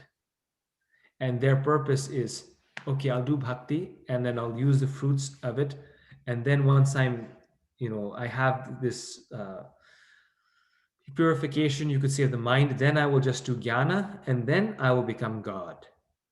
So they're doing bhakti to become God. They're just like, this happens all the time in politics, right? People worship the person above them, but with the deep ulterior motive of one day occupying their post. They worship the prime minister, the person above them, and then once they become powerful, then once that person retires, or they can get him to retire, or they can get rid of him, then they will take their post. So the impersonalist, unfortunately, their mentality is a little bit like this. And you bring up a good point, that actually they're worshiping the Lord, and though they're worshiping the Lord, externally it seems so good, their intention is not good. Their intention is that I'm worshiping to become God. And honestly, this is the LDS, or the Mormon philosophy. I grew up in Idaho, which is very much Mormon country. And the Mormons, they are like demigod worshippers, but they believe that, that person is God. So I invited one of my friends who was a Mormon to the temple. And he looked very carefully. In Boise, we have a painted ceiling. And Krishna's there, very beautiful painting. So Krishna's there on the ceiling, and he looked very carefully. He said, I love your religion. It's so beautiful. And then he said, but I like my religion better. I said, why is that? And then he pointed to Krishna and he said, because in my religion, you get to be that person. You get to become that person. So they're worshiping God, but they're worshiping him to become God. And that's the difference between these two processes. Thank you, Prabhu. Thank you. Sulba Mataji? Hare Krishna, Prabhuji. Thank you. My question is in a continuation of the Gopal Prabhu's question. I'll ask the specific religion, like, Jainism. So they follow the all hard rules and all. So two things, where do they fall in this yoga ladder? And second is that's a personalism or impersonalism, and what we can explain them or make them understand, because I have so many relatives who follow that, and sometimes I feel that okay, they are not doing the the right path, they are not going on the right path. So just can you please explain on that? Thank you. Yes. So let's go back here to this PowerPoint. Um, So we cannot exactly say, because in these religious traditions, people are at different levels. Even, Gopal Govinda Prabhu's question, even in the impersonalists, we have to be careful, because some of them are worshiping the impersonal aspect of the Lord, but not with the idea of being God. They're just attracted to the impersonal. And those are called Brahmavadis. They're not Mayavadis, they're Brahmavadis. They want to worship the impersonal aspect of God, because they are attracted, but they don't want to become God. And Prabhupada says that's okay. They're just on a different level. They're a different, different process, but they're not offensive to the Lord. So on such a stage, like in the Jain tradition, they're very, you could say, very philanthropic persons. And people at that stage may be on the level of Sakam Karma Yoga, where they're offering the results of their work to God, because they believe in God, not a personal God. Or no, Sakam Karma Yoga does not even require that you offer to God. It's just giving up the results of your activities. And everything, I mean, if you're in this path, has to be in some ways connected to God, but not like personally Krishna. You're giving up your activities for the welfare of others, for the good of others, but not exactly with God in mind. So they can be on this level of Sakam Karma Yoga. Or they can be on the level of Jnana Yoga, where they're primarily Jnanis, and just gaining knowledge about the Lord. Or maybe even Dhyana Yoga, meditating on the impersonal aspect of the Lord. So clearly, unless you have a personal conception of God, you cannot be on the platform of bhakti. Bhakti really requires a person, requires devotion to a person. But all of these other stages are accessible to the other paths.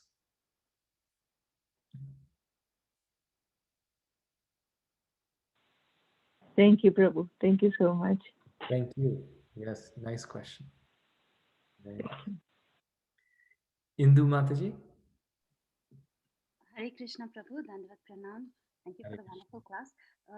One question that I have is that, so over here we have the yoga ladder where you can be in one stage, but is it possible for us to be on different levels of the ladder simultaneously? Just because we are on sadhana bhakti, because we follow some of the regulative principles, or we follow the regulative principles and we do some of the activities that are involved in bhakti or a part of bhakti, but we also are on, to some extent, I should say, maybe nishkama karma yoga also. I mean, at least for me, because I offer, like what you said earlier, the fruits of some of my activities, but not all. And so I was just wondering about that. And I had a second question, if time permits. So this is a nice point, because actually these different yogas, they're not mutually exclusive, like you're saying. They just like we were saying, Buddhi yoga is bhakti yoga. Karma yoga, when it's purified, can also be bhakti yoga. So these are different stages on spiritual path, on our spiritual path. But yes, we could be on the stage of sadhana bhakti, doing the regulated principles of devotional service, and also be on the stage of Sakam Karma Yoga, where we're offering part of the results of our activities to Krishna. Definitely possible. We could also be on the stage of Jnana Yoga, where though many devotees, you see this, though we are practicing bhakti, we are still speculating. Still, some people say what Prabhupada said is not all right, or we're trying to do this. So we're on the platform, we're on the process of bhakti, but we're still expressing doubts and trying to maybe making things a bit complicated intellectually. So yes, our mind and senses are gradually getting purified. But once we're on the platform of Raganuga Bhakti, then the lower stages will not be there. We cannot be on like Sakam Karma Yoga and be on the platform of Raganuga Bhakti. Because on that platform, we will only be on the platform of spontaneous love, where mind is fixed on Krishna. Once we are perfected in sadhana, once we are offering everything to Krishna. So that highest stage cannot be mixed with the other stages. Thank you so much, Prabhuji. That makes sense. Second question that I had is, at what stage or when would one be considered right to actually start this process? Which process? So the process of bhakti yoga that Krishna has given us here, even impersonalism, because he's saying that from that impersonal aspect, you can slowly move on to the personal aspect, anything, any part of it. How does one, because we are so involved in the material world, at what stage can one turn their eyes to bhakti or to Krishna? So this is precisely why Krishna gives the yoga ladder, because wherever we are, in some ways, if we've started the process of bhakti, if we've started devotional service, and wherever we are, we've already started the process. But this is how we have to improve it more and purify it more. You see, so that is the key thing, that the process has to get better. But all of us are already on the process. It's actually everyone, like Krishna says in the Gita, everyone follows my path. We're already on Krishna's path. But we just need to figure out if we want to be in the fast lane or the slow lane. Which lane do we want to be in? That is the question. Okay, thank you. Thank you so much, Prabhuji. Hare Krishna. Nice, thank you. Meenakshi Mohini Mataji. Hare Krishna, Prabhuji, Dandavat Pranam. So a lot of my question was answered by Indu Mataji. I had like similar question. But one more part of the question is, Prabhuji, like you said in Bhakti Yoga, we should do what Krishna wants us to do. So how do we know what Krishna wants us to do? Yes. And that is very difficult to understand sometimes. Sometimes we are very, even with the help of a spiritual master, that's difficult to decide, because the spiritual master leaves it up to us. Right? The spiritual master is oftentimes not present in front of us, or the spiritual master may not be on the planet. So this goes back to the Chaturshloki Gita, where Krishna starts that section by saying, Machitta madgata prana bhodyanta parasparam kathayanta shimam nitya tushyanti cha ramanti cha. Where Krishna is saying that my devotees are continuously thinking about me, conversing about me, becoming my devotee. Tushyanti cha ramanti cha. And then the next verse he says, Tesham evanukam partham aham ajnana. That when we engage in that process, then I give the understanding from within, how do you come to me? Right? So Krishna destroys with the shining lamp of knowledge the darkness born of ignorance of those who are engaged in his hearing and chanting. So we do know that Krishna always wants us to chant about him. That is an instruction for everyone at every place at every time. We know that Krishna wants us to hear about him. Therefore, if we do that, because we know that Krishna wants us to do that, then the rest Krishna clarifies from within the heart as the Chaitya Guru, or if the Guru is present, then the Lord will clarify through the Guru externally. But if we are not engaged in hearing and chanting of the Lord, then even externally, even if the Guru is there, we still may not get clarity. Because only the Guru will clarify things when he sees we are ready. And this is why Prabhupada said that chanting comes first. It comes before anything else. Because in some ways we cannot even appreciate or imbibe or see the value of the association of devotees unless we make some effort to chant and to hear about the Lord. So of course their mercy is perfect and uncomparable, but Prabhupada, Prabhupada has already given us the instructions, but the problem is we are not ready for it. So how do we become ready for it? That is the process of hearing and chanting. So therefore, the Chatushloki Gita is actually so important, because there Krishna is actually answering this question. He's telling us, how do we know what to do? And he's saying that we will know when we are qualified. Thank you, Prabhuji. Just like Prabhupada, for example, he knew always what Krishna wanted him to do. That was the amazing part. And he received an instruction according to his capability and his advancement. It's such an amazing point. Like Bhaktisiddhanta Saraswati Thakur had so many disciples, but he told Srila Prabhupada that you go to the West and you start this movement. So he knew what Krishna wanted him to do because of the level of qualification that he had. And so part of it is what Krishna tells us, or the Guru tells us, but the other part is where we are at. And so that is, we see that in the life of the devotees. Champakalata Sakhi Mataji. Hare Krishna, Prabhuji, thank you so much for a wonderful class. Can I humbly request, take one example and explain the Sakam, Nishkam, and Karma Mishra Bhakti, like one example for all three. I just want to simplify for myself so I understand more clearly. Yes. If it is possible. Yes, very good. We'll do that. It's a nice way. So, Sakam Karma Yoga is, Bhaktapal, right? We'll just use the example. Bhaktapal is working. He's a contractor, and he builds houses.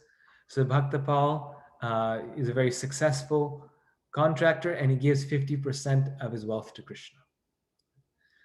And then Nishkam Karma Yoga, Bhaktapal, he's just a really nice devotee, and he makes so much advancement, and he gives everything to Krishna, everything, all of his wealth and his resources and his intelligence. He's giving everything to God, right? And then Bhaktapal, after some time in giving everything to Krishna, he starts to love Krishna. He really starts to think about Krishna. And so he says, the devotees, my guru or someone, they came here and they said, it would be really nice to have a beautiful temple in this city. This is what they wanted here. So let me use all my skills and build a temple for Krishna. And then Bhaktapal does that, and he gets so many blessings from the devotees. And he says, now I want to get initiated, because I want to transform my own life, not just do things, build this temple for Krishna, but do everything. And so Bhaktapal, he starts to come to Mangalarti and follow the four regulated principles. So now he's on the platform of sadhana bhakti. And then after doing this and also building the temple for Krishna and, all these things, Bhaktapal, he becomes a pure devotee, and he's just thinking of Krishna day and night. So I gave you this example. Now in real life, these things may not happen sequentially, right? Like we were discussing, if Bhaktapal is giving like 30, 40, or even 50% of his wealth to Krishna, he's probably starting to associate with devotees and will start the process of sadhana bhakti. And therefore, the ladder is there because we call it the yoga ladder. The ladder is there. But the fact is that there's also steps of the ladder that go side by side.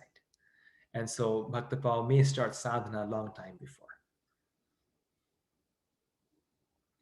Does that example clarify? Yes, Prabhu. So where he is at Karma Mishra Bhakti? Karma Mishra Bhakti is when he starts to give things to Krishna, but out of love. You see, he's working based upon what the devotees want him to do. See, before he was a contractor, he was working and he was doing his work and he was offering the result to God. But now the devotees came and they said, no, you use your skill, not just your money, you use your time and you build a temple for Krishna. You work for me. You work for Krishna. And you can only do that if you have love for the person. Why will you give up your job and do give up your contracting work and focus on building the Mayapur project, let's say. It's out of love. So karma mishra bhakti is when there's bhakti added to karma. Okay, Prabhu, I understand. Somehow the names, like I know I always have this issue with these three topics. So that's why I want to just clearly understand. Yes. Like these names are actually confusing a little bit for me. When you say like Nishkam, so Nishkam means we have no desires. Yes, no personal desire. You don't keep anything for yourself. You give it all. So Nishkam, and that's why I added the Sanskrit on there. It's actually, if you see most of the study guides, they use the English. Nishkam can also refer to bhakti. Because if you don't have any desires for yourself, your desires for the Lord. So karma, mishra, bhakti, and nishkam are very similar. You're absolutely right. And they mix, perfect nishkam is also the same as that. In English, if you think about it in English, that's giving all your work, sacrificing all your work. Like Mother Teresa, right? She sacrificed everything for the benefit of others. But was she on the platform of pure bhakti? Maybe, maybe not. Was she always? Yeah, I mean, she was doing it for God in her own way, like in her own tradition. So she's definitely. So I mean, don't get so worried about these titles, these labels, because even Krishna himself doesn't really give it boom, boom, boom. He kind of mixes it up. The basic idea is in terms of the meaning that some people to work for, like, I know I cannot be perfect my sadhana, but I can go and do some service and I can do it out of love for Krishna. So that's karma mishra bhakti, that where I work out of love. So the key thing there is the love, the bhakti that's added. The process of bhakti is there. The devotional feeling is there. So, Prabhu, now when you said karma mishra bhakti, I think I'm able to understand properly now that when our karma is mixed with love, and we are serving Krishna, and especially knowing that what Krishna and Guru wants us to do. Yes. Is that my right understanding now, Prabhu? Yes, absolutely. Very And right. when we say karma yoga, means there is nothing in, like, there's no love, there's no feelings, there's no bhakti for Krishna, but we are just doing it. And there may be some, like I said, these are not clear cut, these are not cut and dry sections. In karma yoga, I don't think it's really possible to work for someone if you don't have feeling towards them. There is some. It's just a difference of emphasis. Like Prabhu, like in the beginning, suppose I'm going temple for the first time, I saw everybody is giving some donation. Okay, like how they raise donation, and like being Indian or whatever, like sometime charity is in our mode, and then we give charity. So that will be considered as karma yoga, right? Because I don't know who is Krishna. I have no bhakti right now. I have no love because others are giving and they are saying that raise the fund and I'm giving. So that will be karma yoga. Not necessarily, no, because there's also karma kanda. Karma kanda is fruit of activity simply done out of ritualistic activity. So karma yoga is doing it for God, but is there love? So you're doing something for God, you're still doing it for God, but are you doing it? Bhakti means are you doing that out of love? Karma kanda is where you're doing it charity, but you may give it in a Durga temple, you may give it to a homeless shelter, because you're doing it for the good karma that you get. So I can go to heaven, therefore I'm doing it. So karma kanda is different than karma yoga, which is different than bhakti yoga. And karma kanda is not exactly for God. Karma yoga is more for God, but not so much love is not so much there. Madhuri Mataji? Hare Krishna.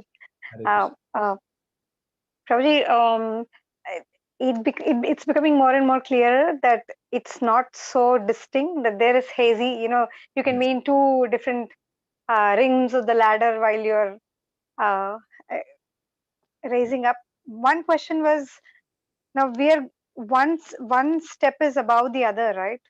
And is it possible that it does happen that you're in a higher step and then somehow consciousness goes to a lower step too. Yes, we can fall and go down to a lower step. Like it happens with many devotees. They're initially, when they join Krishna consciousness, they're very enthusiastic. They do devotional service in their sadhana.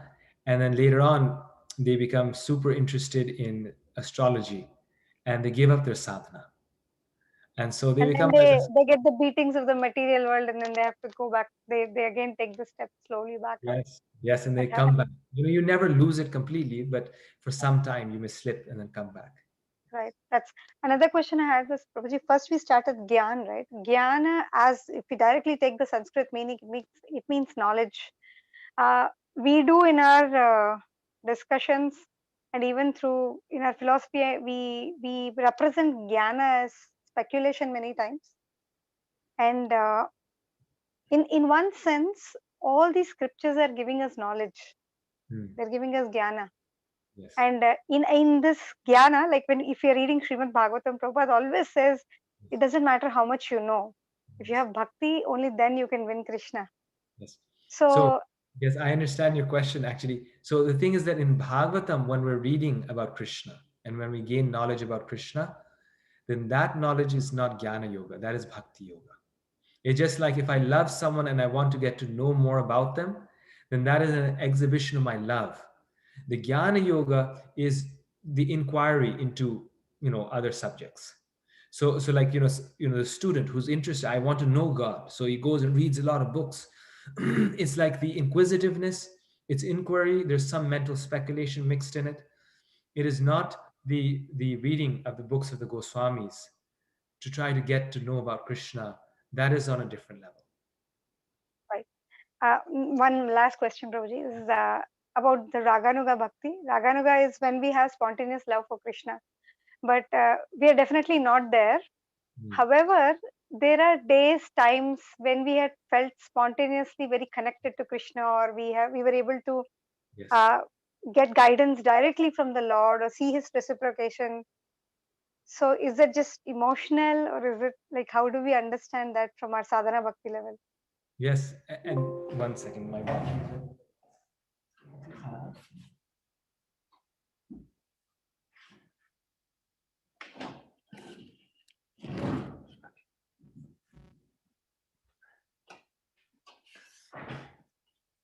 Yes, so when we get to the nectar of devotion, then there Prabhupada says how even a neophyte can sometimes get feelings of spontaneous bhakti, a bhava. What to speak of raganuga, a bhava bhakti at certain times because of the effect and power of the process of bhakti and the association of pure devotees. So that is why I said, in that question I said, we're even on the stage of raganuga sometimes in the initial stage. Because of the mercy of the devotee is so merciful, they give us that experience.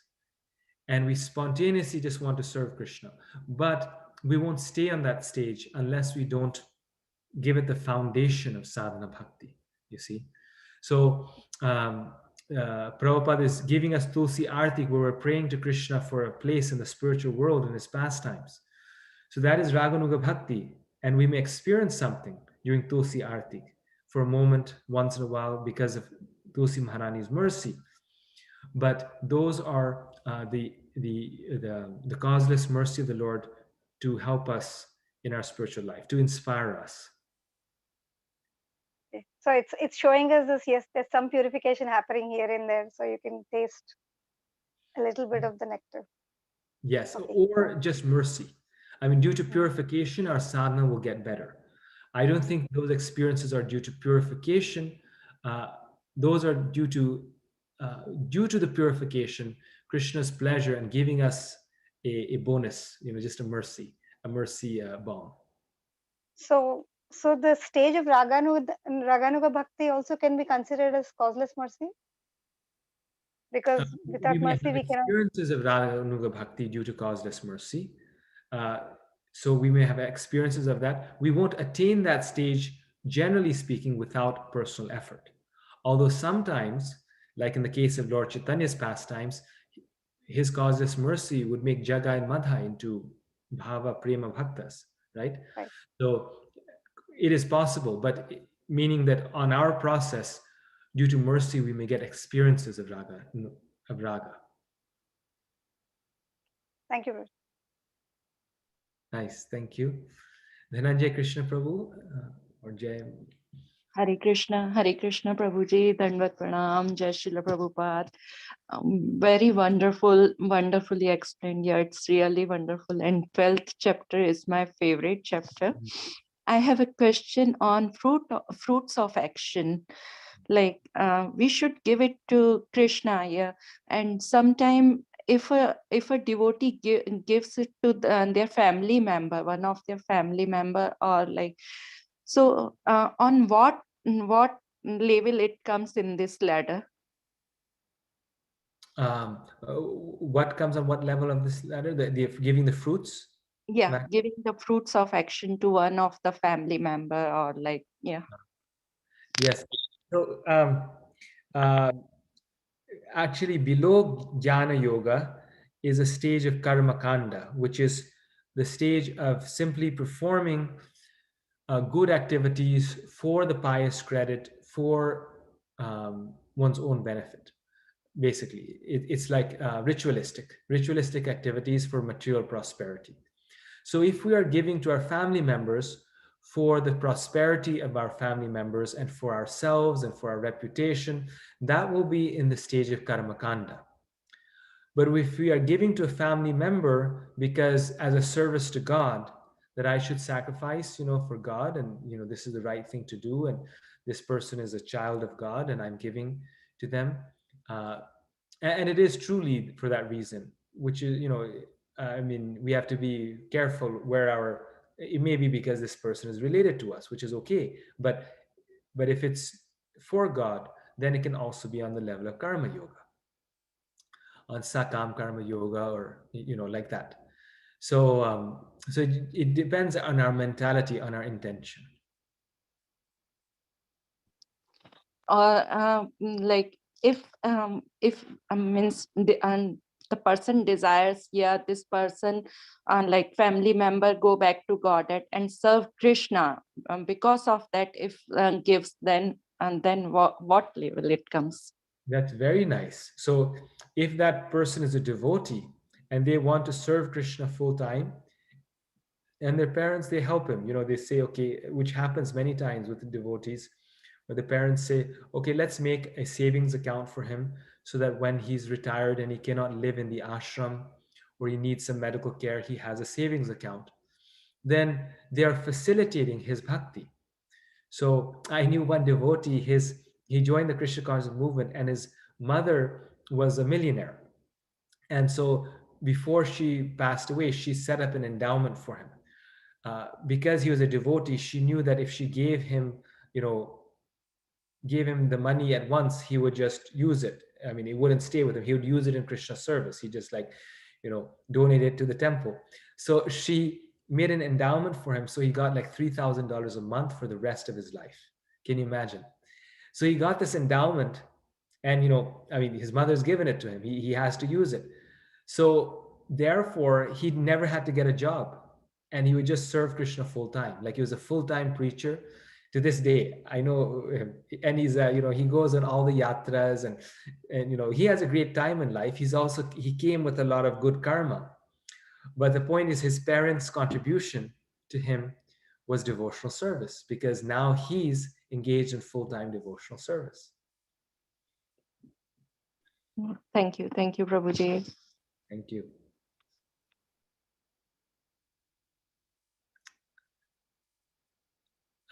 Rupal Mataji, I forgot. I think you're initiated now. Maybe your initiated name, I forgot. Hare Krishna Prabhu, Dhanvat Pranam, very nice lecture. And I wish Prabhu your words come true. I'm not initiated, I'm very neophyte yet. No, I was thinking that maybe someone texted me, and I'm sorry, I confused you. Yes, go ahead. Yeah, no Prabhu, no problem Prabhu. So I have a question. We had one family member, especially my husband's side family member, who would pray to Krishna for few minutes every morning with full heart. but he would not appreciate spending time on like doing prayers or offering bhogas or any kind of that kind of activity. He did have some knowledge of scriptures, but he believed in Manav Seva, Prabhu. But when he was leaving his body, he was surrounded by family member, and the last word came from his mouth was Jai Sri Krishna. So where does he sit in this ladder? Yes, and see, that's the thing. That's why even we see Gandhi, he said, "Hey Ram," is his final words. And Prabhupada, in many places, he doesn't speak so highly of him. He says, he was a politician. He rather than fighting for bhakti, he was fighting for nationalism. At the same time, at the end, he said, "Hey Ram."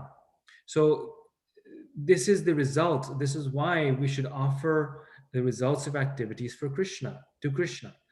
Because even if we are not fully purified, we may get Krishna's mercy. And due to that mercy, we may remember Krishna at the time of our death. So during his life, Gandhi did not set the perfect example for us. This relative of yours may not have set the perfect example, but because they did do service to God, Krishna, picked them up at the end. Or maybe they have still one or two more lives to go. But because they remember the Lord at the end of their life, their liberation is now confirmed. So they may take another birth and get trained fully, maybe in the Dham. This is why the residents of the Dham are said to be liberated, because even though they're in the material world, this is their last life. So we don't know how Krishna is dealing with each individual. But the main thing is to get on the ladder, right? To start the process, and the rest is up to Krishna. Okay. Thank you, Prabhuji. Thank you. Very nice. Sham Rupani Mataji. Hare Krishna, Prabhuji. Thank you for the wonderful class and very nice discussion.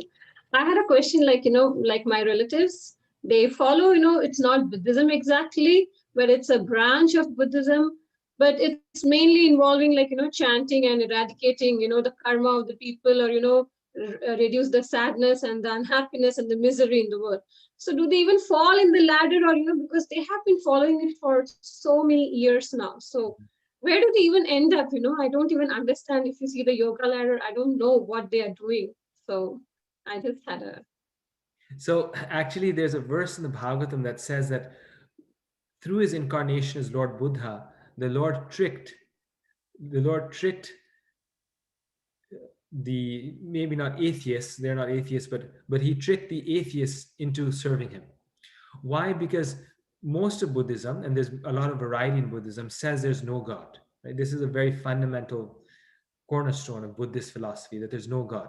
So they say there's no God, but then they worship Buddha. And when they worship Buddha, they're worshiping God. So that's why they get pleasure. They actually feel spiritual pleasure in chanting Buddha's name and doing Buddhist chants. It's still good what they're doing, because unknowingly they're worshiping God without knowing who's God. In some ways, while rejecting God, they're worshiping God. So he tricked them. To those who, even to those who are faithless, Krishna tricks them in the form of Buddha. So as Buddhists, yes, they are making spiritual advancement, because they're still, like you're saying, they're still doing chants to Buddha. And so where are they on the ladder? I mean, it's very hard to say. Again, that has to do with the soul, the person. It really depends where, I don't think really the process, the ladder applies for the whole civilization, that, okay, every person we can put them in. This is for the practitioner, the person who's on the, who's on the path, on the path of the Gita. Krishna is saying, okay, these are the different levels on this stage. Okay. Thank you, Prabhuji. Thank you. Thank you. Param Karuna Prabhu.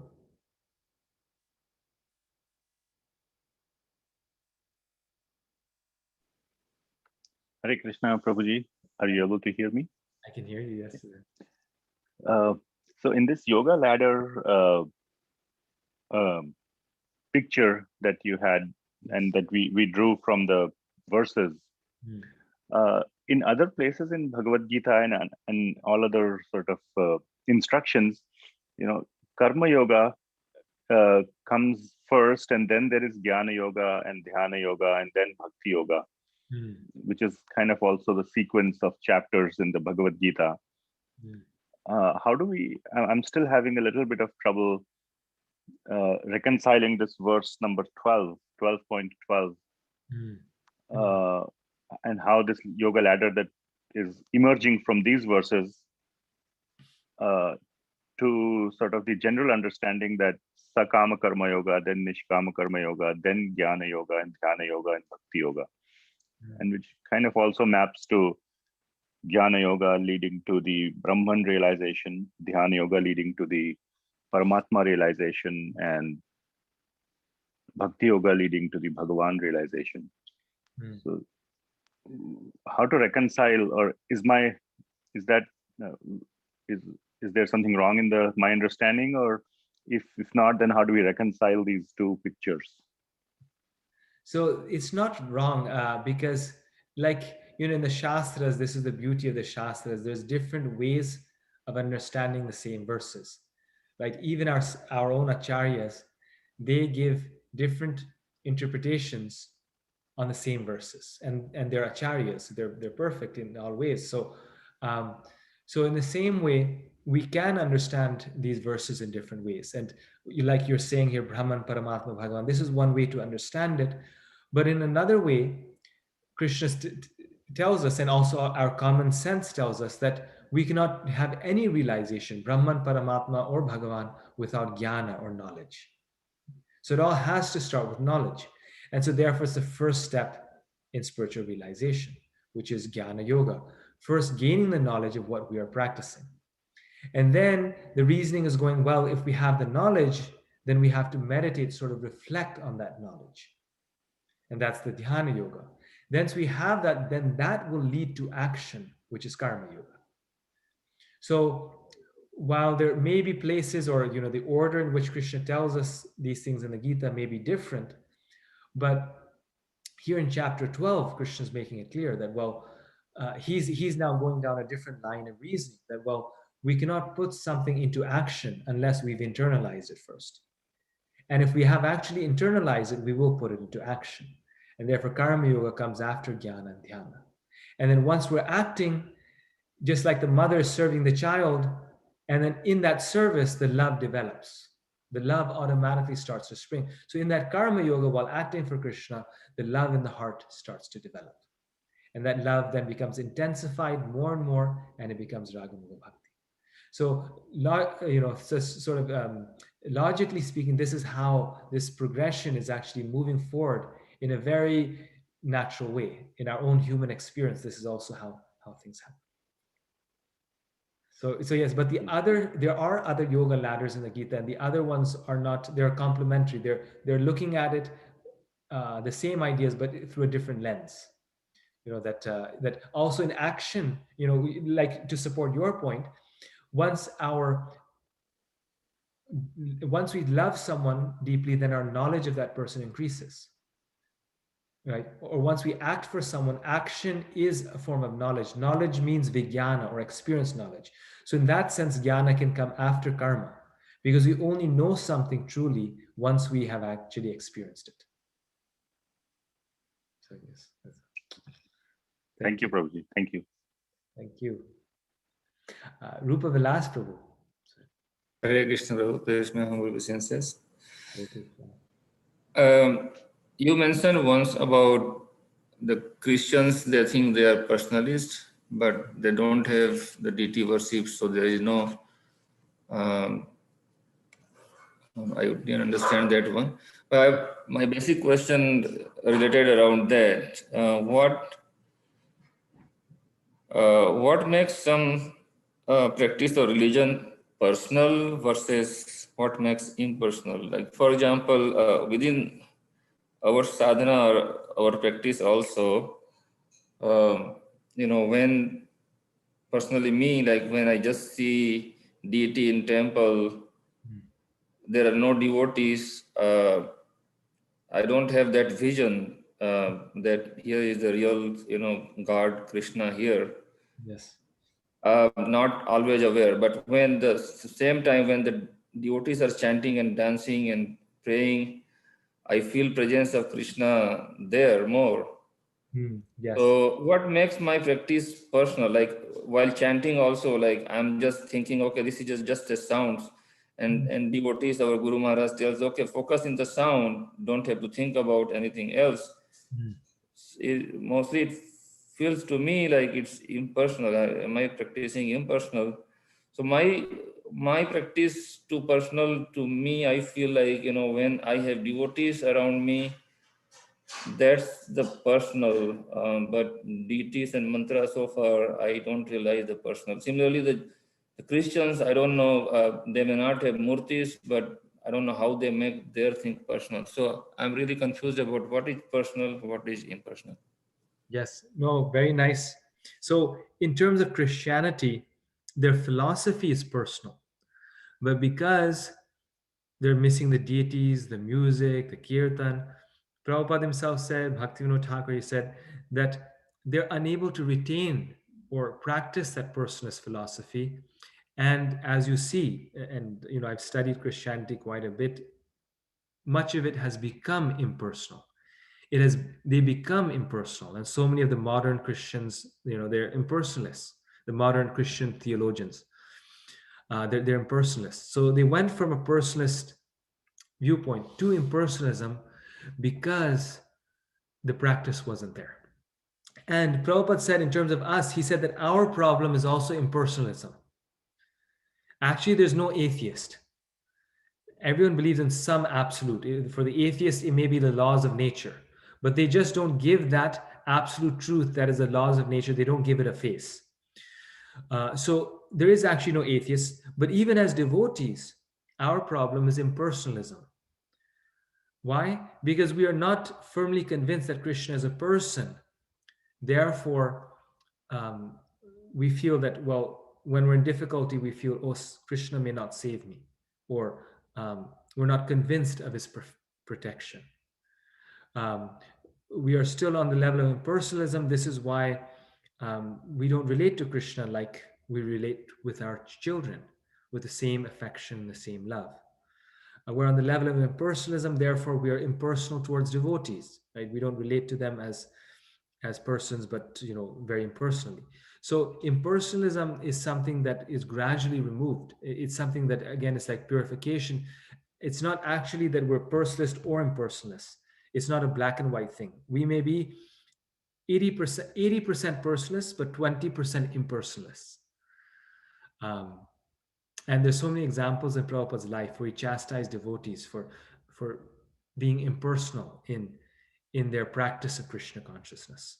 For example, thinking the Guru to be God was one example where they started to say, oh, Prabhupada's God. And he said, no, that's impersonalism. Why are you making me into God?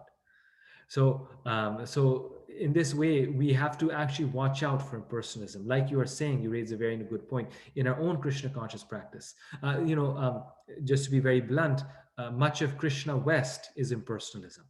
Why? Because they're saying Krishna doesn't have his likes and dislikes. He can wear a tuxedo or he can wear a dhoti. It's all the same. But no, Krishna is a person. He does have his likes and dislikes, and he tells us what he likes to wear, what he likes to eat, the way he likes his music. So if we don't see Krishna as a person, we start to speculate and say, okay, it's all the same. We forget that Krishna has his own nature and his own sweetness.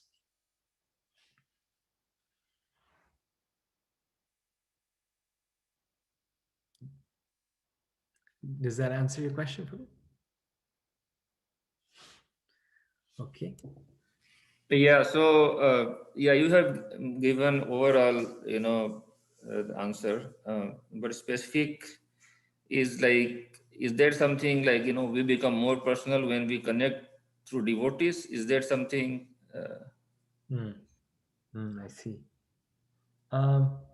We become more personal. Yeah, I mean, actually, when we are in touch with devotees, and I mean, I totally understand what you're saying in terms of temple and deities and things like that. That until there's like a temple and there's like you feel So many devotees say this. You just feel like you're in the cloud. Now in this pandemic, right? I mean, this is what we've been missing. We have the process, but it's very difficult. So just the more we associate with devotees, the more we associate with the process, the people, the more we become personless. And personalism means where we are, um, especially, you could say, um, where we have loving relationships with devotees. That's personalism. Thank you, Prabhu. Thank you. Hare Krishna. Ambika Mataji. Hare Krishna Prabhuji, Danvat Pranam. Thank you for a wonderful class. So I hope I can frame my question properly because it's like so many mixed feelings coming in my mind and thoughts. So um, uh, I think we discussed that how do we know what Krishna wants us to do, and I guess one of the thing we just mentioned that when we go to the temple, most likely, we will know if somebody says, hey, clean this or clean and do this, like, or make garlands. So this is like most likely, this is Krishna talking through devotee that, this is how you engage in my service. So, but most of us, especially for last over a year now, we haven't been going to the temple, obviously, so we haven't had a chance to do any service in temple. And even like when the temples are open, sometimes some of the services are very specific, and you have to be qualified, especially like altar service. Everybody is not qualified for the altar service, so you really don't get to do like or sometimes it's your schedule, because you cannot go to the temple and do service at specific time. So I mean, so I think you really don't have a way to sort of do a lot of service in temple and know what Krishna wants you to do. So that's one thing. And at the same time, sometimes we know that guru or the senior devotees are talking or sort of conveying that what Krishna wants you to do. Sometimes guru says focus, and it also depends on like gurus. Also, most of the spiritual the pure Vaishnavas, they have specific interests. Some of them are interested in just Srimad Bhagavatam, or some of them they are interested more into like Harinam, or kirtan. It depending on how their bhav is. So if your guru is interested more into just listening to Srimad Bhagavatam, or discussing about Krishna's pastimes, then I think you would focus on that more instead of doing practical service, like temple service or anything else. So I mean, and it's also said, out of this 9 angas of the bhakti, even if you perfect in one limbs, one anga, I think you can develop a pure love with Krishna. So then and I still understand, you can't just say and understand that, yeah, I'm interested in just listening to Srimad Bhagavatam and chanting, and that's why I'm not going to do any practical service to Krishna. That's not possible. I'm not going to cook for Krishna, or I'm not going to clean the temple. So how do you sort of reconcile all of this and understand and make it more clear for yourself? So because it sometimes depends on your interest, sometimes it depends on the instructions that you get from your guru or other Vaishnavas. So I kind of understand, but it's still, I think it's better if you can explain it, how should we reconcile all of this? No, very nice question, Mataji. And actually, this is my last slide that I still need to cover. So I'll come back to your question in just a moment, and then we'll do it. It's a very nice question. I think it fits very well with that. Kishore Prabhu, would you like? Hare Krishna, Dhanvat Pranam. It's a very nice class. Prabhu, I think regarding personalism, like my feeling was like, if you have faith in scriptures and acharyas, what they say, if Krishna has form, Krishna has the interest, so it's like God has a form. So that means like he's a person. So person means he's a personalism, right? Like some other traditions, religions, like say Muslims, they don't have a murti, or they don't have a form, and they pray, daily 5-6 times, worship, and they do kind of chanting. Is it like they do impersonalism, or is it like I'm just understanding like what is the difference? Is it like my understanding is correct? So, I mean, some traditions, they believe that God is a person. God is a personal being that we can have a relationship with. But they don't have knowledge of who that person is. How does that person exactly look? So, for example, Jesus Christ, he said that God is a person. But he then told his disciples, I'm not telling you everything because you're not ready. I haven't told you everything because you are not ready. So he didn't actually give descriptions of how the Father looked. Right? He talked about God as Father. I mean, that's as personal as it gets. Very, very personal. But his personalism was not so detailed, you could say, because he couldn't describe who that person is. How does the Father look? What does he like to eat? And all these things.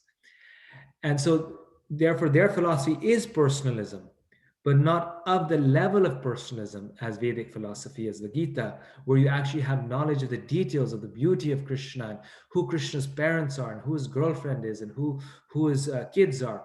You know, like we really understand Krishna as a person. And it's very interesting you bring up this point because in these two paths, right, we said the two paths, the impersonal path and the personalist path, it's very interesting that some of the acharyas, they actually call paths that are too much in awe and reverence of the Lord. Even though they're personalists, right? But if they focus too much on reverence, they call it the second path, meaning the path of impersonalism. Because your knowledge of Krishna's personality is so covered, you have such little knowledge of it. It's just God is great, God is nature, God is power. Even though God is the Father, we know God is the Father. It's like impersonalism. So the second path, it actually includes not just impersonalism, but also philosophies that are not personal enough in nature. They say God is a father, but we don't know anything about him. Or there's too much focus on God's grandeur, too much on Aishwarya rasa, that the personhood of God is lost. Okay. And I was actually a little surprised in the beginning. I said, why are they saying that worship of Krishna in Aishwarya is impersonalism? And you actually answered this question for me. Because now in our discussion, I came to realize, it's impersonalism to a certain degree, because if you don't know the details of the person, then though the person is there, that person is impersonal to you. Like President Biden, I mean, I know he's there, but he's really not a person to me. He's more like a lawmaker to me. So he's a person, but not really a person. And so unless actually we take the process of bhakti, of devotional service, we are and there's the understanding of Krishna's leelas and pastimes, we are to a certain degree impersonalists. Thank you. Thank you very much. So now I'll do the last slide here, which is on the qualities of Krishna's devotees. So this one here is speaking on the highest devotee.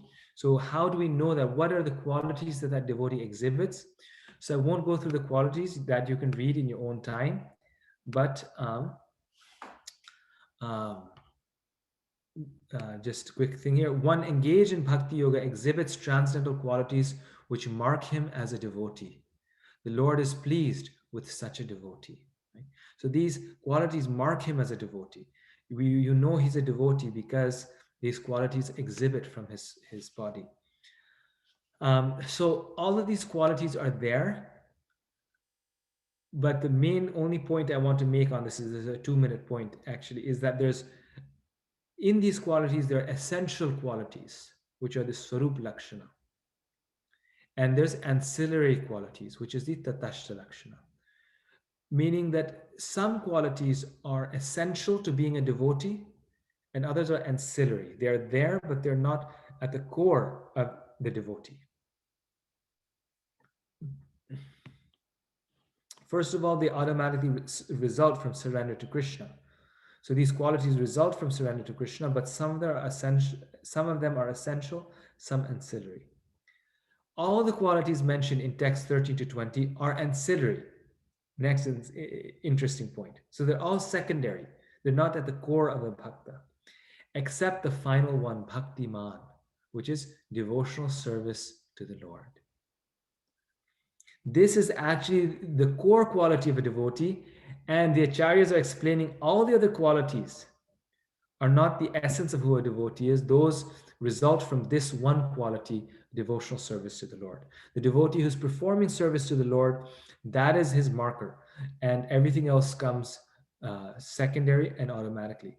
Thus, devotion to Krishna is the essential characteristic from which all other good qualities automatically manifest. So, Ambika Mataji, this goes to your question about the different ways and moods that devotees have. So, the key quality of a devotee is his intensity and desire to serve the Lord, be it through kathas, be it through practical seva, be it through chanting. Um, the essential desire of the devotee is to serve the Lord, but then that manifests in different ways. And all the other good qualities automatically manifest. And Bhaktivinoda Thakur, he says that the most important quality of a devotee is honesty. We have to be honest in our spiritual life. If we're not on the platform of Haridas Thakur, then we cannot hear and chant all day. And therefore, if we're actually enthusiastic to serve the Lord, then we will also pick up other services also. So in the initial stage, Prabhupada says we need a variety of services in order to be continuously engaged in the devotional service of the Lord. And as we advance, we can take a few services and do them more and for longer periods of time because we get a taste for that service. So, so like some gurus in our movement, they're into kathas and they're doing katha all the time. But even though we may be their disciple, we may not be able to imitate that. Because if we're not doing katha all the time, then we need to do some practical service because we haven't reached that stage. Other gurus may be engaged in book publishing or temple building or book distribution or harinam, and so all of that is equal. It's all the central quality of a devotee. But on our level, we just have to see which level am I at so that I can be continuously engaged in the service of the Lord. Okay, so this is chapter 12 for all of you. Um, I hope you enjoyed it. It's a very blissful chapter. And please go home and read these qualities. I mean, they're so nice to meditate upon. A devotee is not envious, but a kind friend to all living entities. He for whom no one is put into difficulty and who is not disturbed by anyone. This is who a devotee is. No one is put into difficulty and he's not disturbed by anyone. And you actually see this in the devotees. This is who they are. They're not disturbed by anyone. Who's equipoised in happiness and distress, fear and anxiety is very dear to me. And then this quality, which we said is the Swarup Lakshana, engaged in devotional service with determination, right? That is the quality. That is the key quality. If we have that quality where we're engaged in the service of the Lord with determination, then all the other qualities are naturally going to become present. Okay, so I see. So any other final questions? Yes, Hare Krishna. This is Kishore. Hare Krishna. Prabhuji, in the last week's homework, I didn't find the word meaning for the word, the eighth one, asava, asamurdha. I couldn't find the meaning in the Bhagavad Gita. It's in one of the purports, Prabhu. That's why it's a little tricky. It's not in the translations. It's in the purport. And if you go through the purports, you'll find it. Okay. And one more thing, like, maybe if possible, maybe can we just go over the last week's questions and just see what we answered? Is it correct or not? I don't know. Like, maybe if we can just use just for some final view of like, what is the real answer? Maybe we can just relate. Am I correct or not? So some devotees have still not done that homework. So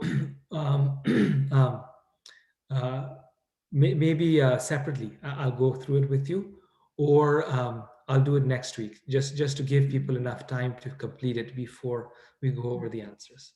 How's that? I'll do it next week. This way. Sure. Yeah. Okay. Yeah. Actually, this can be a nice way. Each week I can quickly go over the answers. Yeah. That So will be. devotees have it. Okay. Okay. Thank you, Prabhu. Thank you. Will help. Prabhuji, Hare Krishna. Hare Krishna. This that you have explained on this slide is very nice. And the Swarupa Lakshana and Tatastha Lakshana. Where I can't recall seeing. I'm seeing this explanation probably for the first time, unless I've forgotten it from elsewhere. Could you please share where you have picked this up from? And I'd like to use this explanation very much. But if there's a reference, then that makes it even more. Yes. So I learned this from my teachers when I took Bhakti Shastri. And this is also in the second study guide, the shorter study guide that I sent out to all of you on the email list. So not the one that's in the homework, but it's the second one. There it's mentioned. So Lakshana means goal, Swarupa means central characteristic, Tatashta, Lakshana means characteristic, and Tatashta means secondary characteristics. So it's there in the study guide.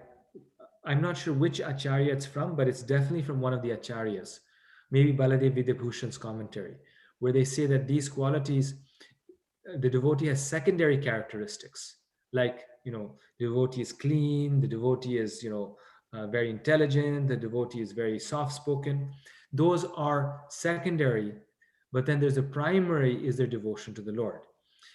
And the reason why it's important to divide these is because the primary is what defines the devotee. Gaur Kishore Das Babaji, for example, he was chanting in a latrine, in a public latrine. So he wasn't following the quality of cleanliness, external cleanliness, which is a quality of a devotee.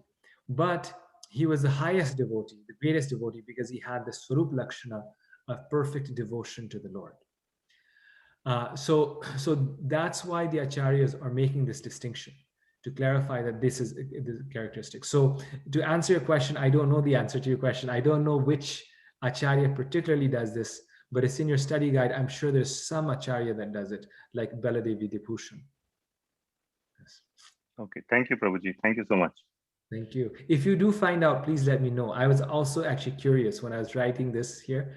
I was actually curious where, if you have it's now in English. Baladev Vidyabhushan's commentary is available in English. Vishwanath Chakrabarti Thakur's commentary is also available. So they're very good. Yes. I have those. So yeah, I will. Yes, Prabhuji. Thank you. Thank you. Let us know. Narayan Prabhu. Hare Krishna Prabhuji. Prabhuji, Lord Krishna is everywhere and in everything. Where is the question of the form and personality?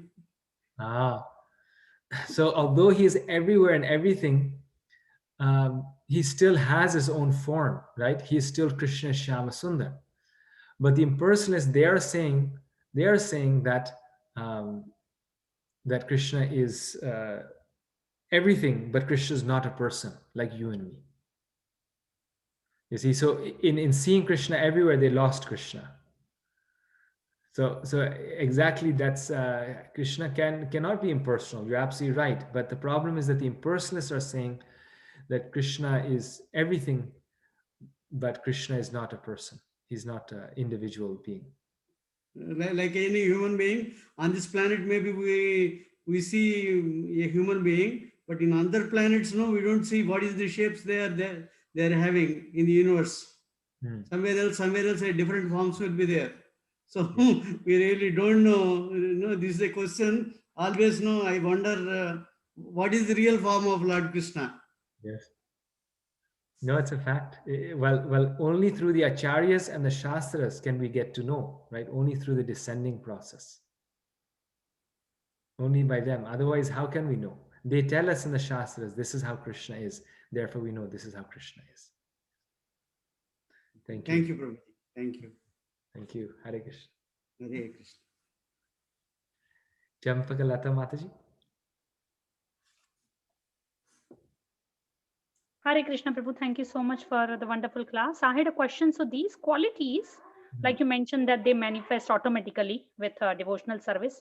So should we even try to focus on these qualities and try to work on our bad aspects and try to like always remember these? Because I know so many people, like it's so common for especially devotees also to recite the whole 12th chapter. Yes. I'm wondering. Yes. So actually, I mean, this is why Krishna has given them to us, because he wants us to try to develop them. Very good point. And I didn't get time to mention the other side of this, that these manifest in the body of the Lord. And Prabhupada, again, a reason I'm emphasizing it is Prabhupada again and again emphasizes this fact in the purports, where he says that one should not try to develop these artificially, or one will not be able to develop them artificially. They come through one's devotion to Krishna, and it come automatically. At the same time, part of devotion to Krishna is trying to lead our life in the way that he wants us to lead it. So one of the quality, for example, that's being talked about in the purport that Srila Prabhupada talks about is tolerance. And so Krishna wants Arjuna to be tolerant. He says, Matra sparshas tu konte shitoshna sukha dukkha. They be tolerant in happiness or distress. Krishna wants us to be humble. So on one hand, these are the result of devotional service, but on the other hand, these are part of the process of devotional service. And serving Krishna means trying to live our life according to the way he's told us to. So they actually go hand in hand. And I think I emphasize the automatic part a bit too much. Yes, they do come automatically, but we have to try to develop them, because that is how they come internally. We try to develop them externally, then we get the mercy of the Lord, we become a nice devotee, and we try to be a devotee externally, and then they manifest internally in our heart. It's a very important point. Yes. Yes, Prabhu. Thank you so much. Thank you. Thank you very much. Thank you, everyone. So we had a very wonderful session, and next week we will continue with chapter 13. Please keep going, keep at it. And sometime soon I'll try to give you maybe some sort of study guide or something for the exam. We'll start thinking about it more. We still have a lot of time left, 6 more chapters left. So just the key thing is keep doing the homework. The questions will come from the homework. And next time I'll also go over that homework, Kishore Prabhu, that you requested.